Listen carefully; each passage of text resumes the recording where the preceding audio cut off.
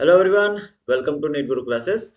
तो NCERT reading की series में आज हमारा क्लास 12 का सिक्स्थ चैप्टर है जिसका नाम है एवोल्यूशन। क्लास 11 के सारे चैप्टर्स हम कर चुके हैं, 12th हमने शुरू की। ठीक है। हमारी ये सीरीज एनसीईआरटी रीडिंग की बाकी एनसीईआरटी रीडिंग की सीरीज से काफी अलग है क्योंकि मैं आपको हर चीज समझाता हुआ चलूंगा। ठीक है, साथ में तो टोटल 9 टॉपिक यहाँ पे पढ़ने हैं, 6.1 से लेकर 6.9 तक। यानी ओरिजिन ऑफ लाइफ से लेकर एवोल्यूशन ऑफ मैन तक के सारे टॉपिक्स हम पढ़ेंगे। ठीक है। अच्छा, हम इस चीज को ध्यान में रखे चलेंगे कि हम या फिर क्लास 12 का एग्जाम दे रहे हैं या फिर नीट का एग्जाम दे रहे हैं, तो कोई ऐसी चीज जो कि बकवास है, जो हमारे एग्जाम में नहीं आ रही है, वो हम नहीं यहाँ पे उसको एक्सप्लेन करेंगे। ठीक है, पढ़ेंगे लेकिन एक्सप्लेनेशन उसका नहीं होगा। ठीक है। एवोल्यूशनरी बायोलॉजी क्या होती है? Study of history of life forms on earth. Earth पे जो भी लाइफ फॉर्म्स है, जिंदा चीजें हैं, उनकी हिस्ट्री पढ़ना, कैसे वो इवॉल्व हुई, कैसे उस तरह की बनी, उसी को हम कहते हैं एवोल्यूशनरी बायोलॉजी या एवोल्यूशन। ठीक है। अच्छा, एवोल्यूशन हम क्यों पढ़ते हैं? To understand changes in flora and fauna. Flora यहाँ पे पेड़ के लिए यूज होता है ना, फ्लावर या फ्लोरा। ठीक है। फौना यहाँ एनिमल्स के लिए होता है। तो फ्लोरा और फौना में यानी प्लांट्स और एनिमल्स में क्या चेंजेस हुए हैं मिलियंस ऑफ ईयर्स, जो अर्थ पे ये रह रहे हैं, क्या चेंजेस हुए हैं उनके अंदर, हमें एटलीस्ट ओरिजिन ऑफ लाइफ पता होना चाहिए। यानी सबसे पहले कौन सी चीज, लाइफ जो है कैसे इवॉल्व हुई, कैसे जो पृथ्वी है उस पे लगभग 17 से 18 लाख एनिमल्स रह रहे हैं, वो कैसे, है ना, कैसे इतने सारे एनिमल्स बने। ठीक है।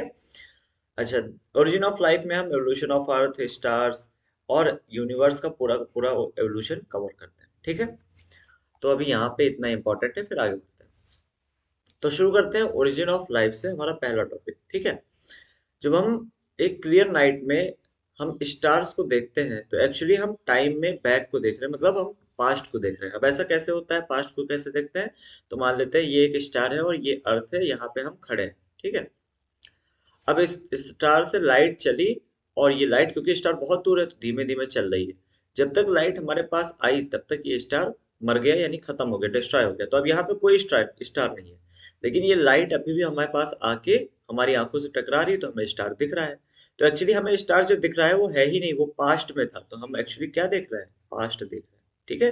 तो ये पास्ट देखने का बहुत ही कॉमन एग्जाम्पल दिया जाता है। ठीक है, स्टार्स को देखना, क्योंकि जब तक लाइट वो हमारे पास पहुंचती है तब तक वो मर चुके होते हैं। ठीक।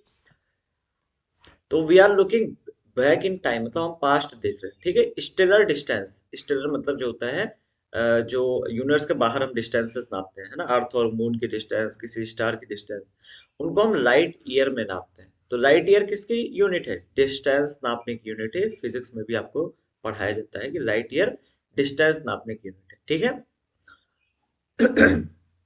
ये वही चीजें लिखी हैं जो मैंने आपको समझाया है। ठीक है। लेकिन जब हम ऑब्जेक्ट्स अपने इमीडिएट सराउंडिंग में देख रहे होते हैं तो हम इन्हें उन्हें इंस्टेंटली देखते हैं, क्योंकि लाइट की स्पीड बहुत तेज होती है। तो अगर मैं आपको देख रहा हूँ या आप मेरे को देख रहे हैं जस्ट सामने एक दूसरे के खड़े होके, तो हम तुरंत उस चीज को देखते हैं, और इसी वजह से हम कहते हैं प्रेजेंट देख रहे हैं। ठीक है। इसी वजह से हम कहते हैं कि जो स्टार्स हम देख रहे हैं वो हम पीप कर रहे हैं पास्ट में, मतलब पास्ट में झांक रहे हैं। पीप करना मतलब होता है झांकना। ठीक है। यूनिवर्स इतना बड़ा है कि जो अर्थ है उसको आप एक स्पेक के बराबर समझते हो, यानी एक, आप कह लो क्या कहते हो उसे, कंकड़ के बराबर है ना। यूनिवर्स यूनिवर्स के कंपैरिजन में एक पॉइंट के बराबर अर्थ होती है। ठीक है, इतना बड़ा है। अच्छा, यूनिवर्स बहुत पुराना भी है। यूनिवर्स बहुत पुराना है, लगभग 13.8 बिलियन ईयर ओल्ड। तो सबसे पहली डेट यहाँ पे आपके पास सामने आ गई, जो कि आपको याद रखनी है कि यूनिवर्स लगभग कितना पुराना है? 13.8 बिलियन साल पुराना है। ठीक है। अच्छा, यूनिवर्स में क्या है? गैलेक्सीज हैं। गैलेक्सीज हैं जिसके अंदर स्टार्स होते हैं, है ना। Galaxy contain stars and cloud of dust, gas and dust. ये इंपॉर्टेंट क्वेश्चन है, कई बार पूछा जाता है। गैलेक्सी के अंदर क्या क्या चीजें हैं? तो स्टार्स होते हैं और गैस और डस्ट का पूरा क्लाउड होता है। ठीक है। तो अगर हम साइज ऑफ यूनिवर्स को कंसीडर करें तो earth is indeed a speck. Earth सही में एक छोटा सा पॉइंट है, एक कंकड़। ठीक है। जो बिग बैंग थ्योरी है वो अटेम्प्ट करती है, क्या एक्सप्लेन करने को अटेम्प्ट करती है? Origin of universe. तो हमारे पास जो सबसे सक्सेसफुल थ्योरी है इस समय, वो बिग बैंग थ्योरी ही है, जो कि यूनिवर्स की ओरिजिन को एक्सप्लेन करती है। ठीक है। बिग बैंग थ्योरी क्या करती है? एक बहुत ही ज्यादा बड़ा एक्सप्लोजन हुआ था, जो कि अनइमेजिनेबल है इन फिजिकल टर्म, मतलब हम बता नहीं सकते कितना बड़ा है। अनइमेजिनेबल, हम इमेजिन नहीं कर सकते, इतना बड़ा एक्सप्लोजन हुआ था, है ना, इतना बड़ा, आप कह लो धमाका हुआ था, है ना। और उस धमाके से जो है यूनिवर्स क्रिएट हुआ है और यूनिवर्स में हर चीज एक्सपेंड कर रही है ना, अभी भी एक्सपेंड कर रही है। आप अपनी और मून की दूरी देखोगे या अपनी और सन की दूरी देखोगे, तो इनके बीच में जो डिस्टेंसेस होती हैं वो धीमे धीमे बढ़ रही है। ठीक है, इसलिए कभी कभी कहा जाता है एक्सप्लोजन का ये कह लो कैरेक्टरिस्टिक है। ठीक है, तो यूनिवर्स एक्सपेंड हुआ और टेम्परेचर केम डाउन, और टेम्परेचर धीमे धीमे कम हुआ, है ना। टेम्परेचर कम हुआ, हाइड्रोजन एंड हीलियम जो है गैसेस बनी, और these gases under gravitation and form the galaxies of the present universe. Hydrogen and helium ही जो है ग्रेविटेशन फोर्स के वजह से आज के दिन में गैलेक्सी बनाती हैं। तो कौन सी गैसेस ज्यादातर गैलेक्सीज में जो मात्रा है बहुत ज्यादा है, हाइड्रोजन और हीलियम की मात्रा बहुत ज्यादा है। क्वेश्चन बहुत इंपॉर्टेंट है, पूछा जाता है। ठीक है, जो हमारी गैलेक्सी है उसका नाम है मिल्की वे गैलेक्सी, है ना। और मिल्की वे गैलेक्सी में अर्थ का फॉर्मेशन हुआ कब? 4.5 बिलियन ईयर्स बैक। तो ये हमारी दूसरी डेट। सबसे पहली 13.8 बिलियन ईयर्स अगो, BYA, है ना। क्या था? यूनिवर्स का फॉर्मेशन हुआ 4.5 बिलियन ईयर अगो, आज से किसका? अर्थ का फॉर्मेशन। ठीक है, शुरुआत में अर्थ पे कोई एटमॉस्फेयर नहीं था। हमारे पास था क्या? वाटर वेपर था, मीथेन, कार्बन डाइऑक्साइड और अमोनिया थी, जो कि molten mass covered the surface, जो कि अ, क्योंकि टेम्परेचर बहुत ज्यादा था ना, शुरुआत में बहुत ज्यादा टेम्परेचर था, तो पिघला हुआ सब्सटेंसेस जो है हमारे अर्थ पे पड़े हुए थे, उन्हीं चीजों से water vapour, methane, carbon dioxide और अमोनिया रिलीज हुई। ठीक है, जो यूवी रेज है सन की, उन्होंने वाटर को तोड़ा और हाइड्रोजन और ऑक्सीजन में कन्वर्ट कर दिया। जो हाइड्रोजन है, क्योंकि वो लाइटर होती है, मतलब हल्की होती है, तो ये स्केप कर गई, यानी अर्थ से बाहर चली गई। ऑक्सीजन भारी होती है, तो इस वजह से अर्थ के अंदर है। ऑक्सीजन को जब अमोनिया और मीथेन मिला और इनके साथ कंपाउंड्स बने, तो हमारे पास वाटर बन गया, CO2 बन गया और अदर कंपाउंड्स बन गए। तो वाटर, CO2 और अदर कंपाउंड्स कैसे बने? ऑक्सीजन जब अमोनिया और मीथेन से कंबाइन होगा तो। ठीक है, ओजोन लेयर बन गई, है ना। और जैसे जैसे पृथ्वी कूल हुई, वाटर वेपर जो है वो पानी के रूप में नीचे आ गया, ट्रेन हो गई, है ना। जब भाई गर्म रहेगा पानी, जब तक वाटर वेपर रहेगा तब तक एटमॉस्फेयर में रहेगा। जब वो रेन होगी तो वो पानी के रूप में नीचे आ जाएगा, यानी बारिश हो जाएगी। ठीक है, अच्छा, जो अर्थ में गड्ढे थे, डिप्रेशन थे, उसको पानी ने भर दिया और उसी से ओशन बन गए, यानी महासागर बन गए। ठीक है, अर्थ के गड्ढे ही महासागर है। ठीक है, फिर हमारे पास लाइफ आई का 500 million years after formation of earth, यानी 4.5 बिलियन ईयर पहले तो हमारे पास अर्थ का फॉर्मेशन हुआ। 4.5 के बिलियन ईयर के जस्ट 500 मिलियन ईयर बाद, यानी ये 0.5 आप हटा दो, तो कितना बचेगा? 4 बिलियन ईयर को लाइफ आई। ठीक है, तो आप दोनों तरीके से लिख सकते हो, life appeared 500 million years after the formation of earth, या फिर ऑलमोस्ट 4 बिलियन ईयर्स पे। ठीक है, तो 4 बिलियन साल पहले अर्थ पे लाइफ आई। अब लाइफ कैसे आई बच्चा, है ना। क्या लाइफ आउटर स्पेस से आई, बाहर से आई? कुछ साइंटिस्ट ऐसे कहते हैं कि लाइफ बाहर से ही है ना। लाइफ समझते हो ना, कोई भी चीज लिविंग, कोई लिविंग चीज हमारे प्लेनेट पे सबसे पहले कैसे आया? तो ज्यादातर कई साइंटिस्ट हैं जो कि समझते हैं बाहर से आया। ठीक है, जैसे अर्ली ग्रीक, शुरुआत में जो ग्रीक थिंकर्स थे, उन्होंने कहा कि लाइफ जो है वो स्पोर्स से आई। मतलब छोटे छोटे स्पोर होते हैं जो कि transfer to different planet including earth. अलग अलग प्लैनेट्स पे इन स्पोर्स को डाला गया था, इंक्लूडिंग अर्थ, और अर्थ पे भी लाइफ ऐसी ही है। ठीक है, इसको कहते हैं थ्योरी ऑफ पैन स्पर्मिया। पैन मतलब होता है, समझ लो बाहर से, है ना। पैन टर्म मतलब समझ लो बाहर से होता है। ठीक है, तो पैन स्पर्मिया यानी बाहर से स्पर्म आता है, और उस स्पर्म को, स्पर्म कह लो, स्पोर है ना, स्पोर आता है बाहर से, और इस स्पोर से लाइफ ओरिजिनेट होती है। ठीक है, काफी टाइम तक ये भी सोचा जाता था कि लाइफ जो होती है वो came out of decaying and rotting matter. मतलब जो सड़ी गली चीजें है ना, डिके कर रही है, रॉट कर रही है, सड़ रही है, जैसे स्ट्रॉ हो गया, मड हो गया, है ना, इनसे लाइफ आई। काफी टाइम तक ये माना जाता है। इसको हम कहते हैं थ्योरी ऑफ स्पॉन्टेनियस जनरेशन। तो पेनिस्पर्मिया थ्योरी हो गई। दूसरी स्पॉन्टेनियस जनरेशन थ्योरी, जो कि कहती है लाइफ जो होती है वो सड़ी गली चीजों से आती है। ठीक है, लेकिन फिर लुई पाश्चर है लुईस पाश्चर ने एक्सपेरिमेंट किया और उन्होंने कहा life comes only from pre existing life. मतलब लाइफ तभी ओरिजिनेट हो सकती है जब पहले से लाइफ हो उस जगह पे। ठीक है, ऐसे सड़ी गली चीजों से नहीं आ सकती। तो एक क्वेश्चन आता है कि जो थ्योरी ऑफ स्पॉन्टेनियस जनरेशन है वो किसने डिसप्रूव किया था, तो आप लुईस पास्चर का नाम लगा सकते हो, है ना। लुईस पास्चर ने इस थ्योरी को डिसप्रूव किया। ठीक है, उन्होंने दिखाया कि इन प्री स्टरलाइज्ड फ्लास्क, मतलब अगर हम एक फ्लास्क लें, एक कांच का बर्तन लें और उसको स्टरलाइज करते हैं, मतलब उसमें से सारे बैक्टीरिया सारी चीजें खत्म करते हैं, आप बहुत ज्यादा हीट कर दो उनको, उसको हो जाएगा ये चीज, है ना।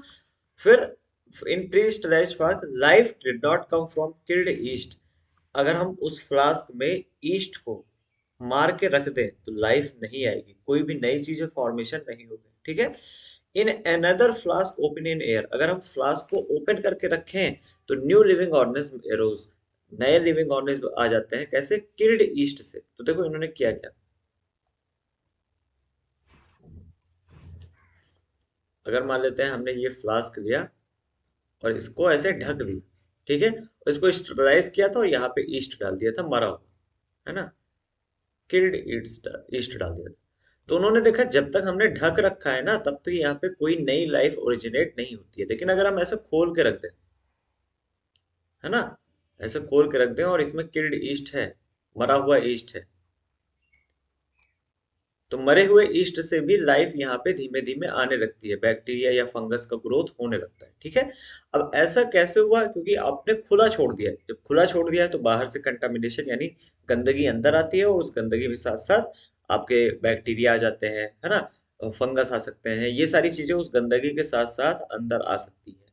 तो अब एक बार लुईस पास्चर ने क्या कहा कि अगर हम स्टरलाइज्ड फ्लास्क लें और उसको बंद करके रखें तो किल्ड ईस्ट से कोई लाइफ डेवलप नहीं होती, लेकिन अगर हम स्टरलाइज्ड फ्लास्क लें और उसमें ईस्ट किल करके डाल दें और उसको खुला छोड़ दें तो किल्ड ईस्ट से ही नई लाइफ आ जाती है। तो एक्चुअल में किल्ड ईस्ट से थोड़ी आई थी लाइफ, लाइफ कहाँ से आई थी, बाहर से आई थी। ठीक है, वो किसी ना किसी तरीके से जो है फ्लास्क के अंदर कोई बैक्टीरिया या, भाई ईस्ट घुस गया होगा, आप उसको समझ के आप उसको रोक थोड़ी पाएंगे इतना।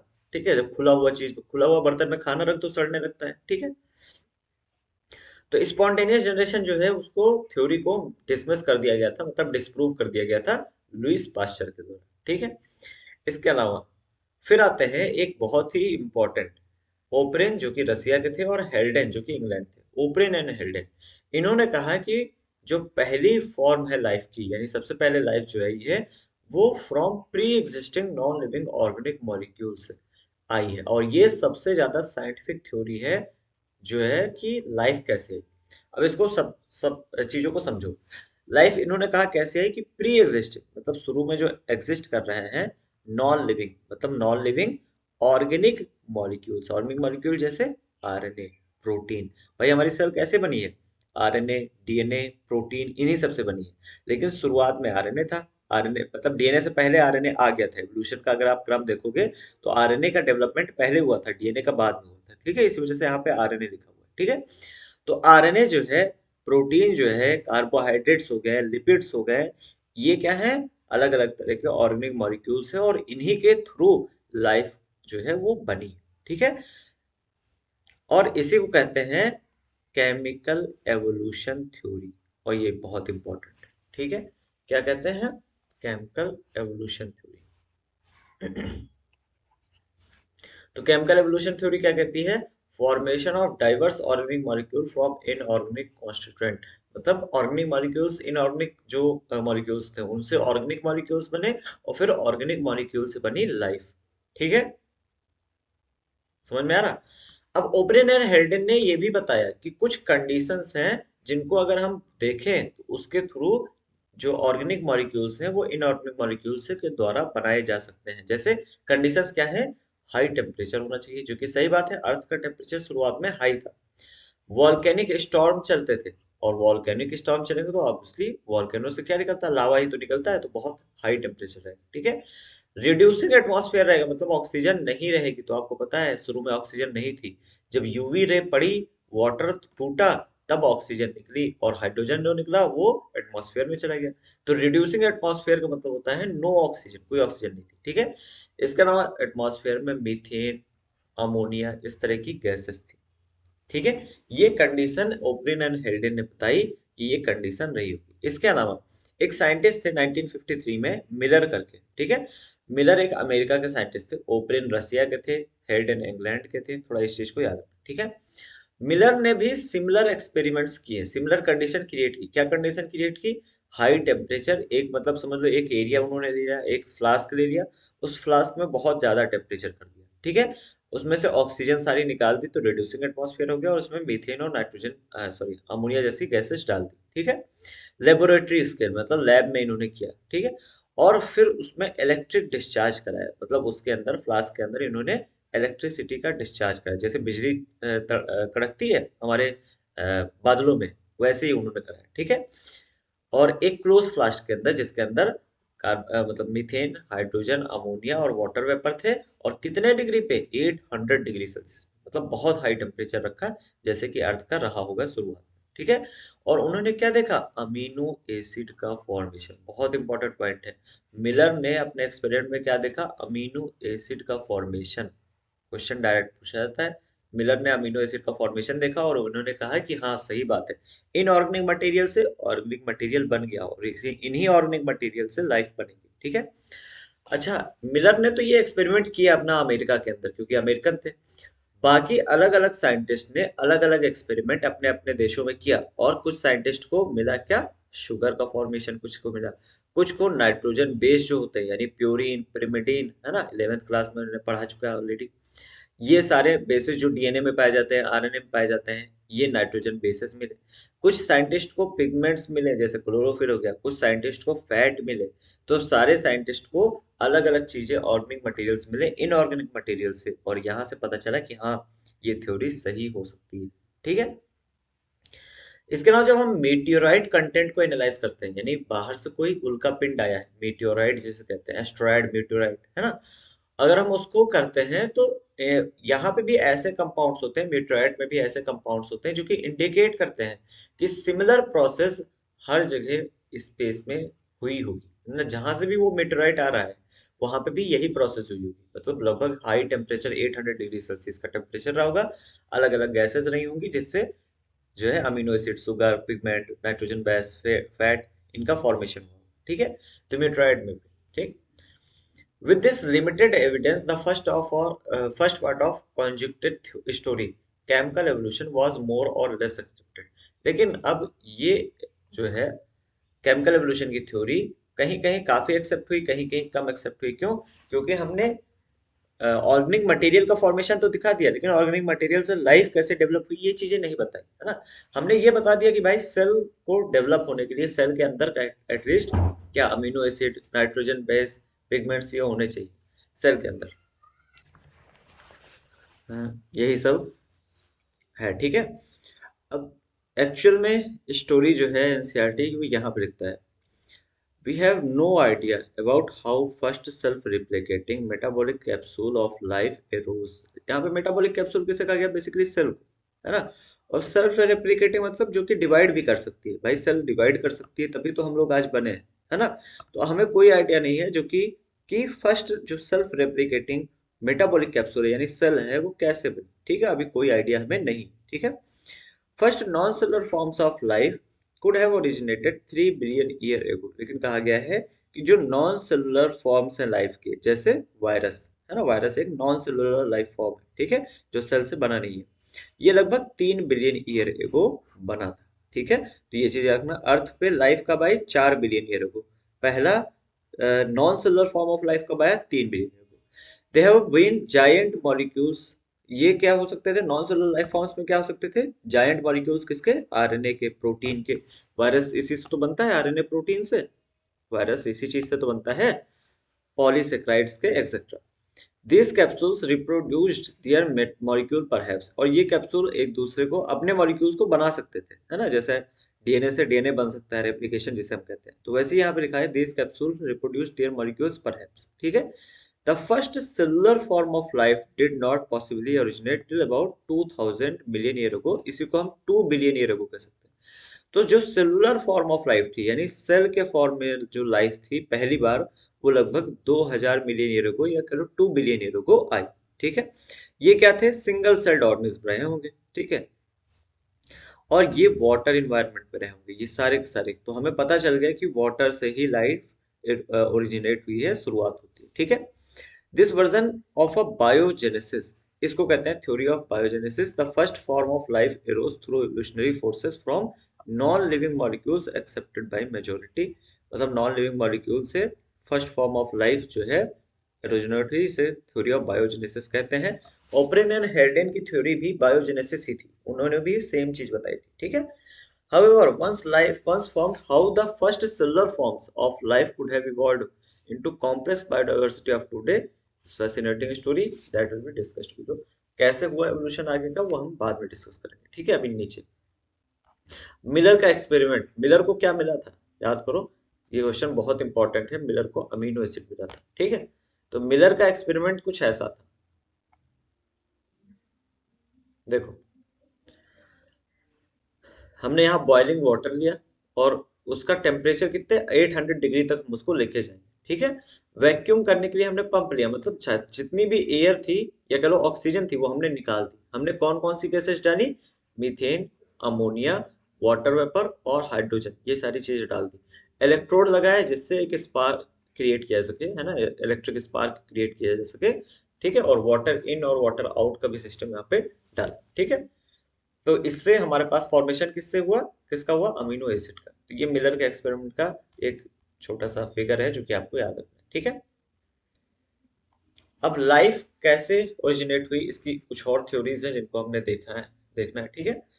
जैसे अगर रिलीजियस लिटरेचर्स की बात करें तो एक थ्योरी है जिसे कहते हैं theory of special creation, important है। थ्योरी ऑफ स्पेशल क्रिएशन ये कैसे क्या कहती है theory, this theory has three connotation, मतलब तीन चीजें बताती है। सबसे पहली चीज, all living organism that we see today were created as such, मतलब कोई भगवान थे जिन्होंने सारी की सारी ऑर्गेनिज्म को आज जैसे हैं उसी फॉर्म में बनाया, कोई चेंज नहीं होगा, ठीक है। जितनी भी स्पीसीज हैं उनको जैसे आज है, जैसे एक कुत्ता आप देखते हो उस कुत्ते को वैसे ही हमेशा से बनाया गया और हमेशा से वैसे ही था, ठीक है। पहली बात ये थी। दूसरी बात क्या थी, diversity was always the same since creation and will be the same in future also. मतलब जो डाइवर्सिटी थी, मतलब मान लेते हैं कि भगवान ने 10 तरह के जीव को बनाया शुरुआत में, तो वो हमेशा से शुरुआत में ही 10 जीव को बना दिया, तो हमेशा से डाइवर्सिटी 10 की थी और वो हमेशा 10 की रहेगी, मतलब आगे चल के भी 10 ही जीव रहेंगे। लेकिन जबकि हम देखते हैं कि आगे चल के कुछ कई सारे जीव होते हैं जो कि क्या कहते हैं उसे एक्सटेंट हो जाते हैं, खत्म हो जाते हैं, ठीक है। तो ये पॉइंट यहाँ पे गलत हो जाता है कि डाइवर्सिटी सेम रहेगी यहाँ पे लिखा है, लेकिन डाइवर्सिटी यहाँ पे बिगड़ रही है, क्यों, क्योंकि जीव एक्सटिंक्ट हो जाते हैं, है ना, हमारी ही वजह से मेनली। तीसरा क्या है कि अर्थ जो है सिर्फ 4000 साल पुरानी है, अर्थ सिर्फ 4000 साल पुरानी है। तो ये तीन चीजें हैं इस थ्योरी में, इसे कहते हैं थ्योरी ऑफ स्पेशल क्रिएशन। तीनों वर्ड आपको याद रखना, ठीक है। All these ideas were strongly challenge during 19th century में। इन सारे आइडियाज को, मतलब इन तीनों पॉइंट्स को बहुत ज्यादा अच्छे से चैलेंज किया गया और उन्हें गलत प्रूफ किया गया, ठीक है। अच्छा, इसके अलावा HMS बीगल नाम की एक शिप थी, ये किसका नाम है, एक सेल शिप का नाम है, जिसपे बैठे चार्ल्स डार्विन, ठीक है।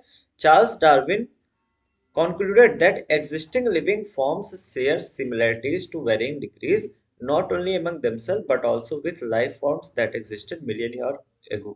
चार्ल्स डार्विन ने कहा कि जो इस समय चीजें हैं, है ना, HMS बीगल शिप का नाम अच्छे से याद रखना, चार्ल्स डार्विन उस पर बैठे थे। इन्होंने कहा कि जो इस समय लाइफ फॉर्म्स हैं ये आपस में सिमिलैरिटीज दिखाते हैं। जैसे कुत्ते के 4 पैर हैं, बिल्ली के भी 4 पैर हैं, गाय के भी 4 पैर हैं, भैंस के भी 4 पैर हैं, ये है सिमिलैरिटी, ठीक है। ऑल लिविंग फॉर्म, एग्जिस्टिंग जो लिविंग फॉर्म है वो सिमिलैरिटी दिखाते हैं टू वेरिंग डिग्री, हर मतलब हर एक का वेरी होती है सिमिलैरिटी, है ना। कुत्ता बिल्ली और क्या कहते हैं गाय भैंस, ये सारी एक दूसरे से अलग है लेकिन सिमिलैरिटी काफी ज्यादा है, ठीक है।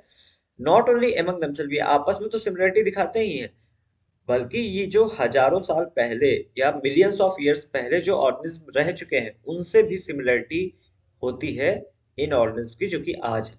मतलब जैसे आज जो ऑर्गेनिज्म है उनको आप उठा लो और जो डायनासोर्स थे उनको उठा लो, तब भी आपको क्या है, इन दोनों में आपको सिमिलरिटी देखने को मिल जाएगी, ठीक है। मेरी सॉरी, अच्छा, many life forms do not exist anymore, है ना, कई सारी लाइफ फॉर्म्स का एक्सटेंशन हो चुका है, मतलब वो खत्म हो चुके हैं, अब उनका कोई भी एक भी ऑर्गेनिज्म नहीं रह गया है, ठीक है।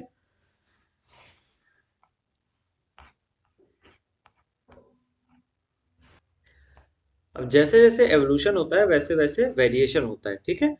कई सारे कैरेक्टर्स डेवलप होते हैं, लेकिन कुछ ऐसे कैरेक्टर होते हैं जो कि ऑर्गेनिज्म को बेटर सर्वाइवल देते हैं, मतलब कोई ऑर्गेनिज्म जो होता है उस कैरेक्टर की वजह से ज्यादा अच्छे से सर्वाइव कर सकता है, ठीक है। एक सेकंड बच्चा, साइलेंट कर लो फोन। हेलो। हाँ, वीडियो बना रहा हूँ जरा, करता हूँ 10 मिनट में। हाँ, वीडियो बना रहा हूँ, 10 मिनट में करता हूँ।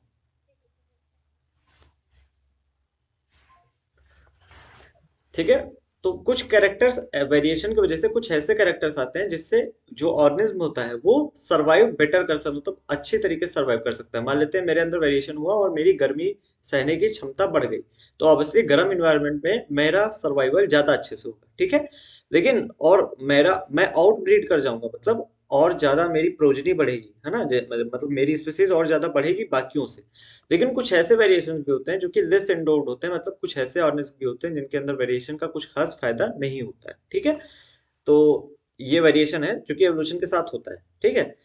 अच्छा, वेरिएशन के लिए एक और वर्ड कभी कभी यूज किया जाता है, फिटनेस, या वेरिएशन के लिए क्या कह लो आप, एवोल्यूशन के लिए एक और वर्ड यूज किया जाता है जिसे फिटनेस कहते हैं, ठीक है। फिटनेस ऑफ द इंडिविजुअल या पॉपुलेशन, इंडिविजुअल या पॉपुलेशन की फिटनेस क्या होती है।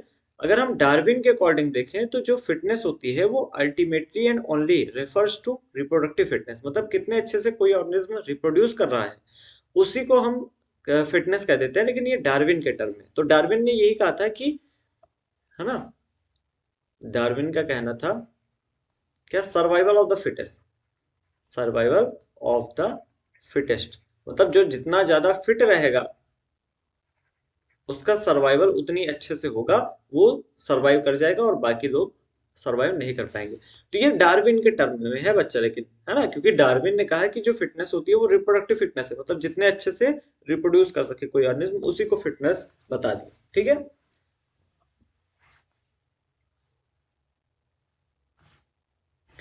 अच्छा, जो फिट होते हैं वो ज्यादा सर्वाइव करते हैं और नेचर के द्वारा सेलेक्ट हो जाते हैं, और इसीलिए इसको नेचुरल सिलेक्शन कहा जाता है। समझ में आ रहा? तो नेचुरल सिलेक्शन थ्योरी किसने दी? डार्विन ने।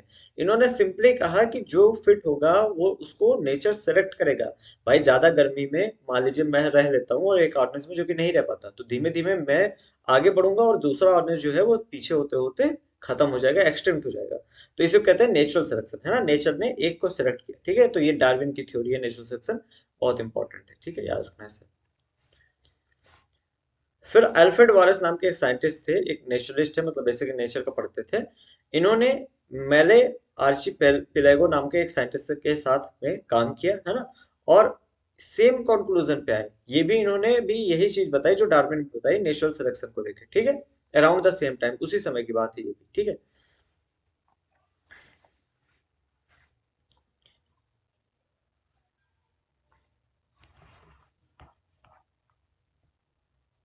ये इंपॉर्टेंट है। The geological history of earth closely correlate with the biological history of earth, मतलब जो हमारे अर्थ का जियोलॉजी जैसे जैसे चेंज हुई, जियोलॉजी समझते हो ना, हमारे अर्थ में कहाँ पे पहाड़ बने, कहाँ पे गड्ढे बने, कहाँ पे लेक बन गई, कहाँ पे रिवर बन गई, है ना। तो इसको हम पूरा जियोलॉजी में लाते हैं। तो जियोलॉजी हम हमारी अर्थ की जैसे जैसे चेंज हुई है वैसे वैसे ही बायोलॉजिकल कंपोनेंट ये है, यानी जो एनिमल्स और जो प्लांट्स हैं वो भी उसी हिसाब से चेंज हुए हैं। ये को रिलेटेड है, मतलब एक दूसरे से रिलेट करता है ना। ये क्वेश्चन जो है बहुत ही अच्छे से पूछा जा सकता है आपका असर्शन रीजन में, बहुत ही अच्छा क्वेश्चन बनेगा इसमें, ठीक है। A common permissible conclusion is that earth is very old, हालांकि हमें ये कंफर्म हो गया कि अर्थ बहुत पुरानी है, थाउजेंड नहीं, बिलियंस ऑफ ईयर ओल्ड है ना। हमारे जो अर्थ है वो बिलियंस ऑफ ईयर्स ओल्ड है, ना कि थाउजेंड ऑफ ईयर्स, ठीक है।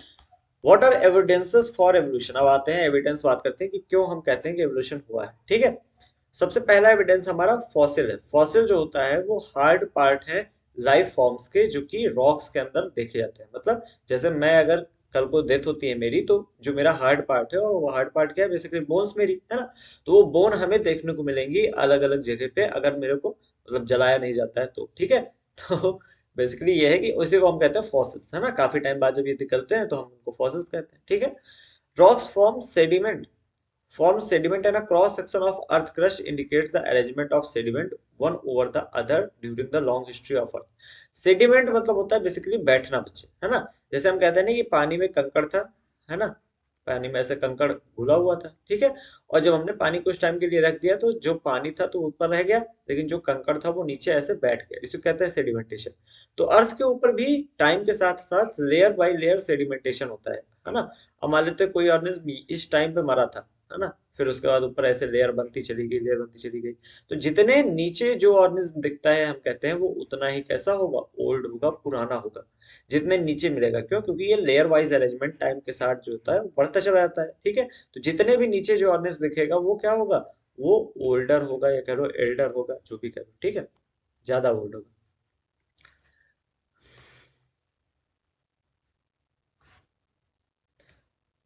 फिर 6.2 देख लेते हैं जरा। अच्छा ठीक है, बाद में देखेंगे। हम्म। जैसे अगर फिगर 6.2 दिखाएं तो ये represent extinct organism that is dinosaur. Dinosaur का फिगर है, मेरे ख्याल से यही बताया गया है ना 6.2। हाँ, तो 6.2 फिगर जरा देख लेते हैं, फिर आगे हम उस चीज को पढ़ेंगे जो पैराग्राफ है हमारे सामने, ठीक है।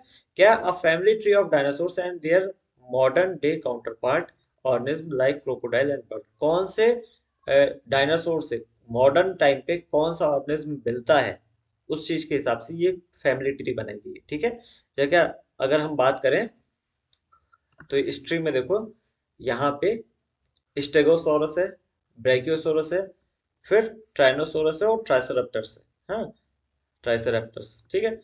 अच्छा, फिर इन्हीं से आगे चल के जो ये सारे हैं, इन्हीं से आर्कियोप्टेरिक्स इवॉल्व हुआ है, क्रोकोडाइल इवॉल्व हुआ है, और इन्हीं से टेराडॉन बेसिकली आप कह लो जो उड़ते थे, है ना। ये देखो थोड़ा सा जूम कर देता हूँ, टेरानोडॉन इवॉल्व हुआ है, ठीक है।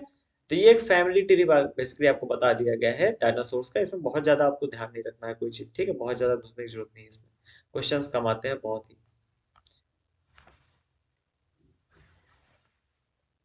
A study of fossil in sedimentary layers indicate the geological period in which they existed, already मैं बता दिया, ठीक है। The study showed that life forms varied over time and certain life forms are registered to certain geological time span. कई सारी study हम करते हैं तो हम देखते हैं कि लाइफ फॉर्म अलग अलग टाइम पे वेरी करते हैं, भाई एक ही तरह के डायनासोर नहीं देखेंगे हम। हमें मिले कई सारे तरह के डायनासोर, क्योंकि वेरिएशन है ना। और इसके अलावा एक सर्टेन जियोलॉजिकल टाइम में वो एग्जिस्ट करते थे। हाँ, ये इंपॉर्टेंट पॉइंट।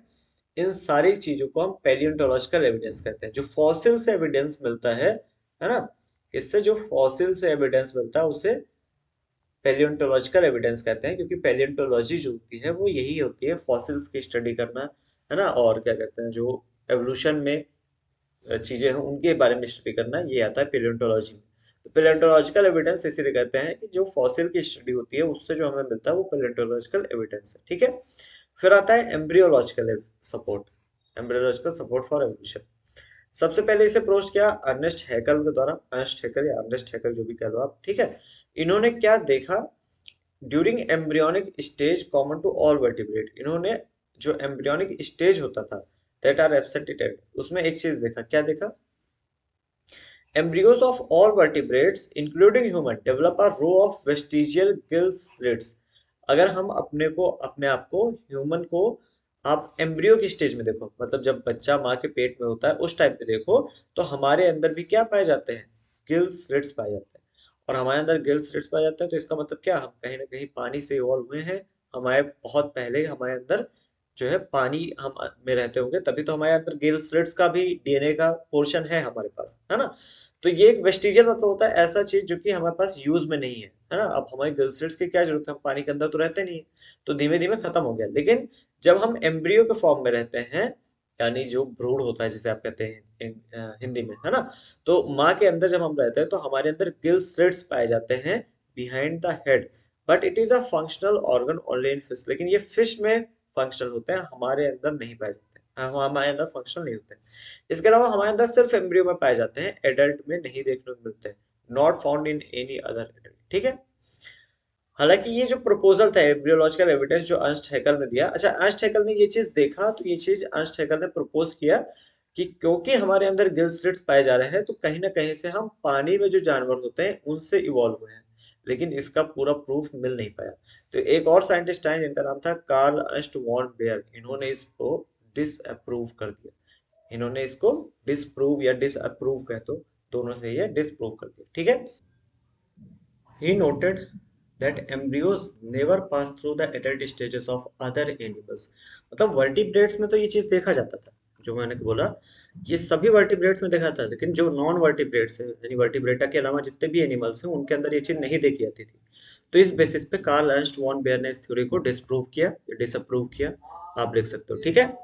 इसके अलावा एनाटॉमी और मॉर्फोलॉजी में कई जगह सिमिलरिटीज देखने को मिलती हैं और डिफरेंसेस देखने को मिलते हैं, जो कि आज और जो हजारों साल पहले ऑर्गेनिज्म थे उनको अगर हम कंपेयर करें तो उनकी एनाटॉमी और मॉर्फोलॉजी में जो सिमिलरिटीज हैं और डिफरेंसेस हैं वो भी एवोल्यूशन के बारे में बताते हैं। जैसे जैसे एक बहुत ही अच्छा एग्जांपल है, अगर हम वेल को ले, बैट, चीता और ह्यूमन, ये चारों के चारों मैमल हैं। इनके बोन्स में जो फोरलिम है, मतलब जो हाथ और हाथ है, जो फोरलिम मतलब हाथ होना है ना, तो जो आगे के पैर है या कह लो हाथ जो है, उनकी पैटर्न में सिमिलरिटी देखने को मिलती है। मतलब क्या होता है, यहाँ पे वेल, बैट, चीता और ह्यूमन का अगर आप फोरलिम देखोगे तो यहाँ पे दिखाया गया होगा कहीं ना कहीं, ये देखो, हाँ। तो यहाँ पे ये हमारा वेल का है, ये बैट का है, ये चीता का है और ये मैन का है। इनके बोन्स में सिमिलरिटी देखने को मिलती है, जैसे एक यहाँ पे, फिर दो इधर, है ना, फिर उसके बाद यहाँ पे कार्पल्स और फिर मेटाकार्पल्स, ठीक है। ऐसे ही एक यहाँ पे, फिर दो इधर चीता के अंदर भी, यहाँ पे वेल्स में भी एक यहाँ पे, फिर दो, फिर उसके बाद ये यहाँ बैट में भी एक, यहाँ फिर ये इधर दो, है ना। तो देख रहे हो स्ट्रक्चर में सिमिलरिटीज देखने को मिल रही है मैन, चीता, वेल और बैट के, ठीक है। इसको हम कहते हैं होमोलोगस ऑर्गन्स, ठीक है। होमोलोगस ऑर्गन्स इसको कहा जाता है। हालांकि ये जो ऑर्गन्स हैं फोर लिम्ब से, ये अलग अलग फंक्शन करते हैं। देखो जैसे मैन तो अपने हाथों से कई सारे काम करता है, चीता जो अपना फोर लिम्ब यानी आगे वाले पैर से दौड़ता है और चीजों को फाड़ता भी है, जब वो अपना जो शिकार होता है उसको फाड़ता भी है। वेल जो है वो अपने फोर लिम्ब से तैरती है, बैट अपने फोर लिम्ब से उड़ता है, ठीक है। तो देख रहे हो चारों के अंदर काम अलग अलग है लेकिन स्ट्रक्चर सेम है, इसको हम कहते हैं होमोलोगस ऑर्गन। तो होमोलोगस ऑर्गन में सिंपल बात याद रखना कि सेम ओरिजिन, दो चीजें लिखी हो सकती है, सेम ओरिजिन या स्ट्रक्चर बट डिफरेंट फंक्शन। तो दोनों शब्द आपको याद रखने हैं, तभी काम चल पाएगा आपका। नीट की अगर आप तैयारी कर रहे हो तो दोनों शब्द याद रखने हैं, ओरिजिन सेम हो, स्ट्रक्चर सेम हो।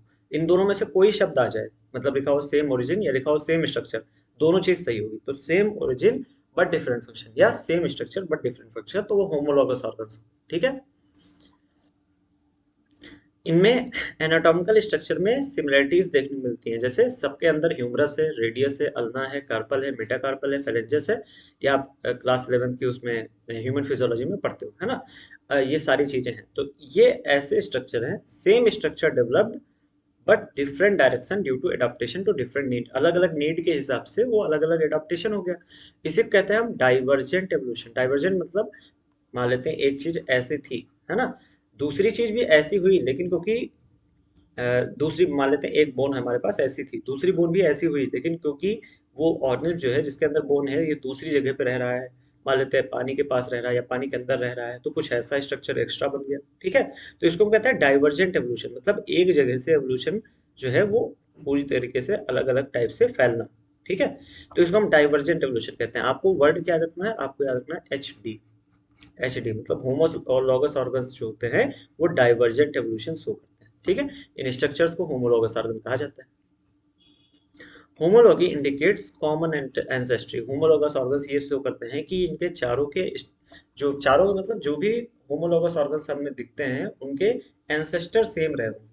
तो हम कहीं ना कहीं ये कह सकते हैं कि मैन, चीता, वेल और बैट ये चारों के चारों किसी एक कॉमन एंसेस्टर से, पूर्वज से ये डेवलप हुए हैं, ठीक है।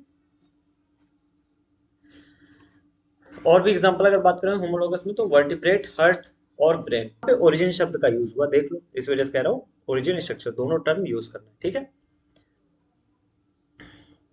अगर प्लांट्स के अंदर देखे जाए तो thorns and tendrils of bougainvillea and Cucurbita. Thorn और टेंड्रिल दोनों एक्सिलरी बड से ओरिजिनेट होते हैं, है ना। तो ओरिजिन सेम है लेकिन काम अलग अलग है। थॉर्न प्रोटेक्शन का काम करता है, टेंड्रिल सपोर्ट का काम करता है, ठीक है। दोनों की ओरिजिन कहाँ से है, ओरिजिन दोनों की एक्सिलरी बड से। एक छोटी सी बड आती है जिसे हम एक्सिलरी बड कहते हैं, उसी से थॉर्न भी डेवलप होता है, उसी से टेंड्रिल भी डेवलप होता है, लेकिन काम अलग है। थॉर्न का डेवलप काम क्या है, प्रोटेक्शन का और टेंड्रिल का काम है सपोर्ट का, ठीक है। तो thorn of bougainvillea and tendrils in Cucurbita, ठीक है, रिप्रेजेंट होमोलॉगी, ये भी होमोलॉगस का एग्जांपल, ठीक है। Homologous is based on divergent evolution, ये ऑलरेडी हम पढ़ चुके हैं। Wings of butterfly and birds look alike, butterfly और बर्ड के जो विंग्स होते हैं वो एक जगह से दिखते हैं, लेकिन एनाटॉमिकली वो एक जैसे नहीं है, ठीक है। लेकिन ये एक जैसे फंक्शन परफॉर्म करते हैं। अब यहाँ पे क्या चीज है, अगर यहाँ पे शायद दिया है, नहीं दिया है, ठीक है। अब देखो यहाँ पे आपको फिगर तो दे नहीं रखा, लेकिन ऐसे ही समझना पड़ेगा। अगर आप एक बर्ड का पंख देखोगे तो उसके ऊपर खूब सारे फेदर्स होते हैं, छोटे छोटे पंख होते हैं, उनसे पूरा मिलकर पंख बनता है ना। इंग्लिश में दो वर्ड अलग है, फेदर और क्या कहते हैं, विंग्स। तो विंग्स होता है, ये पूरा का पूरा मान लेते हैं ये किसी एक बर्ड का विंग्स है।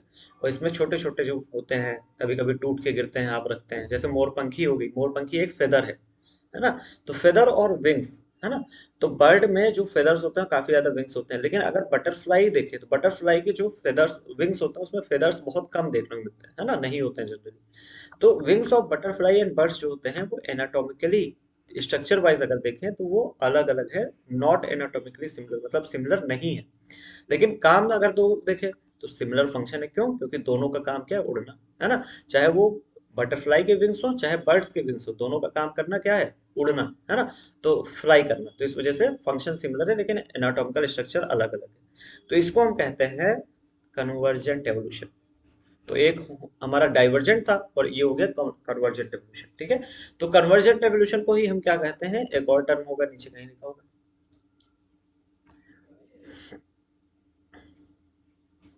यहाँ लिखा हुआ है एनालॉगी, है ना।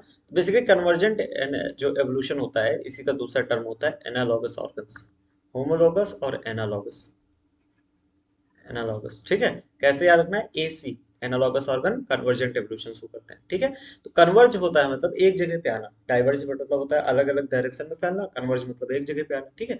तो एनालॉगस ऑर्गन्स कन्वर्जेंट एवोल्यूशन को शो करते हैं, तो एसी आप याद रखना, ठीक है। अब एनालॉगस ऑर्गन में क्या याद रखोगे, डिफरेंट स्ट्रक्चर या ओरिजिन, है ना। सेम सेम चीज मैंने पिछले बार भी बताया था होमोलॉगस में भी। तो डिफरेंट स्ट्रक्चर या ओरिजिन लेकिन सेम फंक्शन, ठीक।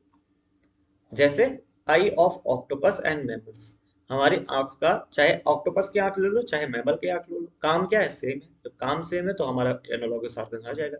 लेकिन ओरिजिन अलग होगी तभी तो एनालॉगस के अंदर है। ऑक्टोपस की आंख की ओरिजिन अलग होगी, अलग तरीके से वो उसका डेवलपमेंट हुआ होगा, ओरिजिनेट हुआ होगी। मैमल की ओरिजिन अलग होगी, ठीक है। ऐसे ही फ्लिपर्स यानी पंख जो होते हैं पेंगुइन और डॉल्फिन के, ठीक है, इनकी भी काम क्या है, दोनों का तैरना है, लेकिन ओरिजिन अलग है, ठीक है। One can say that it is similar habitat that has result in selection of similar adaptive feature, हम कह सकते हैं भाई similar habitat रहा होगा, मान लेते हैं जो लोग पानी में रह रहे हैं, जो ऑर्गेनिज्म पानी में रह रहे हैं, उनका एक जैसा स्ट्रक्चर होगा क्योंकि हैबिटेट एक जैसा है ना। जो लोग हवा में उड़ते हैं उनका एक जैसा स्ट्रक्चर होगा क्योंकि उनका हैबिटेट एक जैसा है, ठीक है। ये हम कह सकते हैं, ठीक। अच्छा, एक और एग्जांपल एनालॉगस ऑर्गन्स का है स्वीट पोटैटो, जो कि एक रूट का मॉडिफिकेशन है, मतलब ओरिजिन उसकी रूट से हुई है। और पोटैटो जो कि एक स्टेम का मॉडिफिकेशन है, यानी उसकी ओरिजिन स्टेम से हुई है। और ये भी एग्जांपल है एनालॉगस का। अब एनालॉगस का कैसे है, ओरिजिन तो डिफरेंट हो गई, देख लो, है ना, एक की रूट से एक की स्टेम से। और काम इन दोनों का क्या है, स्टोरेज, ये दोनों स्टोरेज ऑर्गेनल है, ठीक है। तो इस वजह से इनकी क्या है, ओरिजिन अलग अलग हो गई लेकिन काम सेम हो गया, फंक्शन सेम हो गया, तो फिर इनका एनालॉगस ऑर्गन आ गया, ठीक। अब इसी को आगे कंटिन्यू करते हुए, बहुत ही अच्छा चैप्टर है, अगर आप इस चैप्टर को एनसीईआरटी से पढ़ते हो, काफी अच्छा चैप्टर है ये, मानना पड़ेगा, ठीक है। इसी को अगर हम आगे बात करें तो हमारे अंदर जो प्रोटीन्स और जीन्स होते हैं ना, वो भी एक कॉमन एंसेस्ट्री को शो करते हैं, मतलब एक कॉमन एंसेस्ट्री को, मतलब कि हमारे पूर्वज एक जैसे थे, ये चीज को शो करते हैं। अब ये लाइन आप जनरली छोड़ देते हो, लेकिन ये लाइन से एसर्शन रीजन जो बनेगा वो कुछ ही बच्चे होंगे शायद जो कि कर पाएंगे, ठीक है। These biochemical similarities point to same shared ancestry as structural similarities between diverse organisms. अलग अलग ऑर्गेनिज्म के अंदर प्रोटीन्स और जीन्स एक जैसे भी मिलते हैं, क्यों? क्योंकि आपके अंदर जो एवोल्यूशन हुआ है वो हुआ है ना, एवोल्यूशन की वजह से, ठीक है।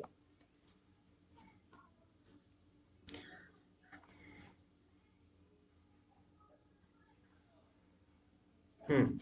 कई बार ऐसे भी देखा गया है कि इंसान ने काफी ज्यादा ब्रीडिंग प्रोग्राम्स चलाए हैं जहाँ पे अलग अलग जानवरों को ब्रीड किया गया है और नई ब्रीड्स को क्रिएट किया गया है, ठीक है।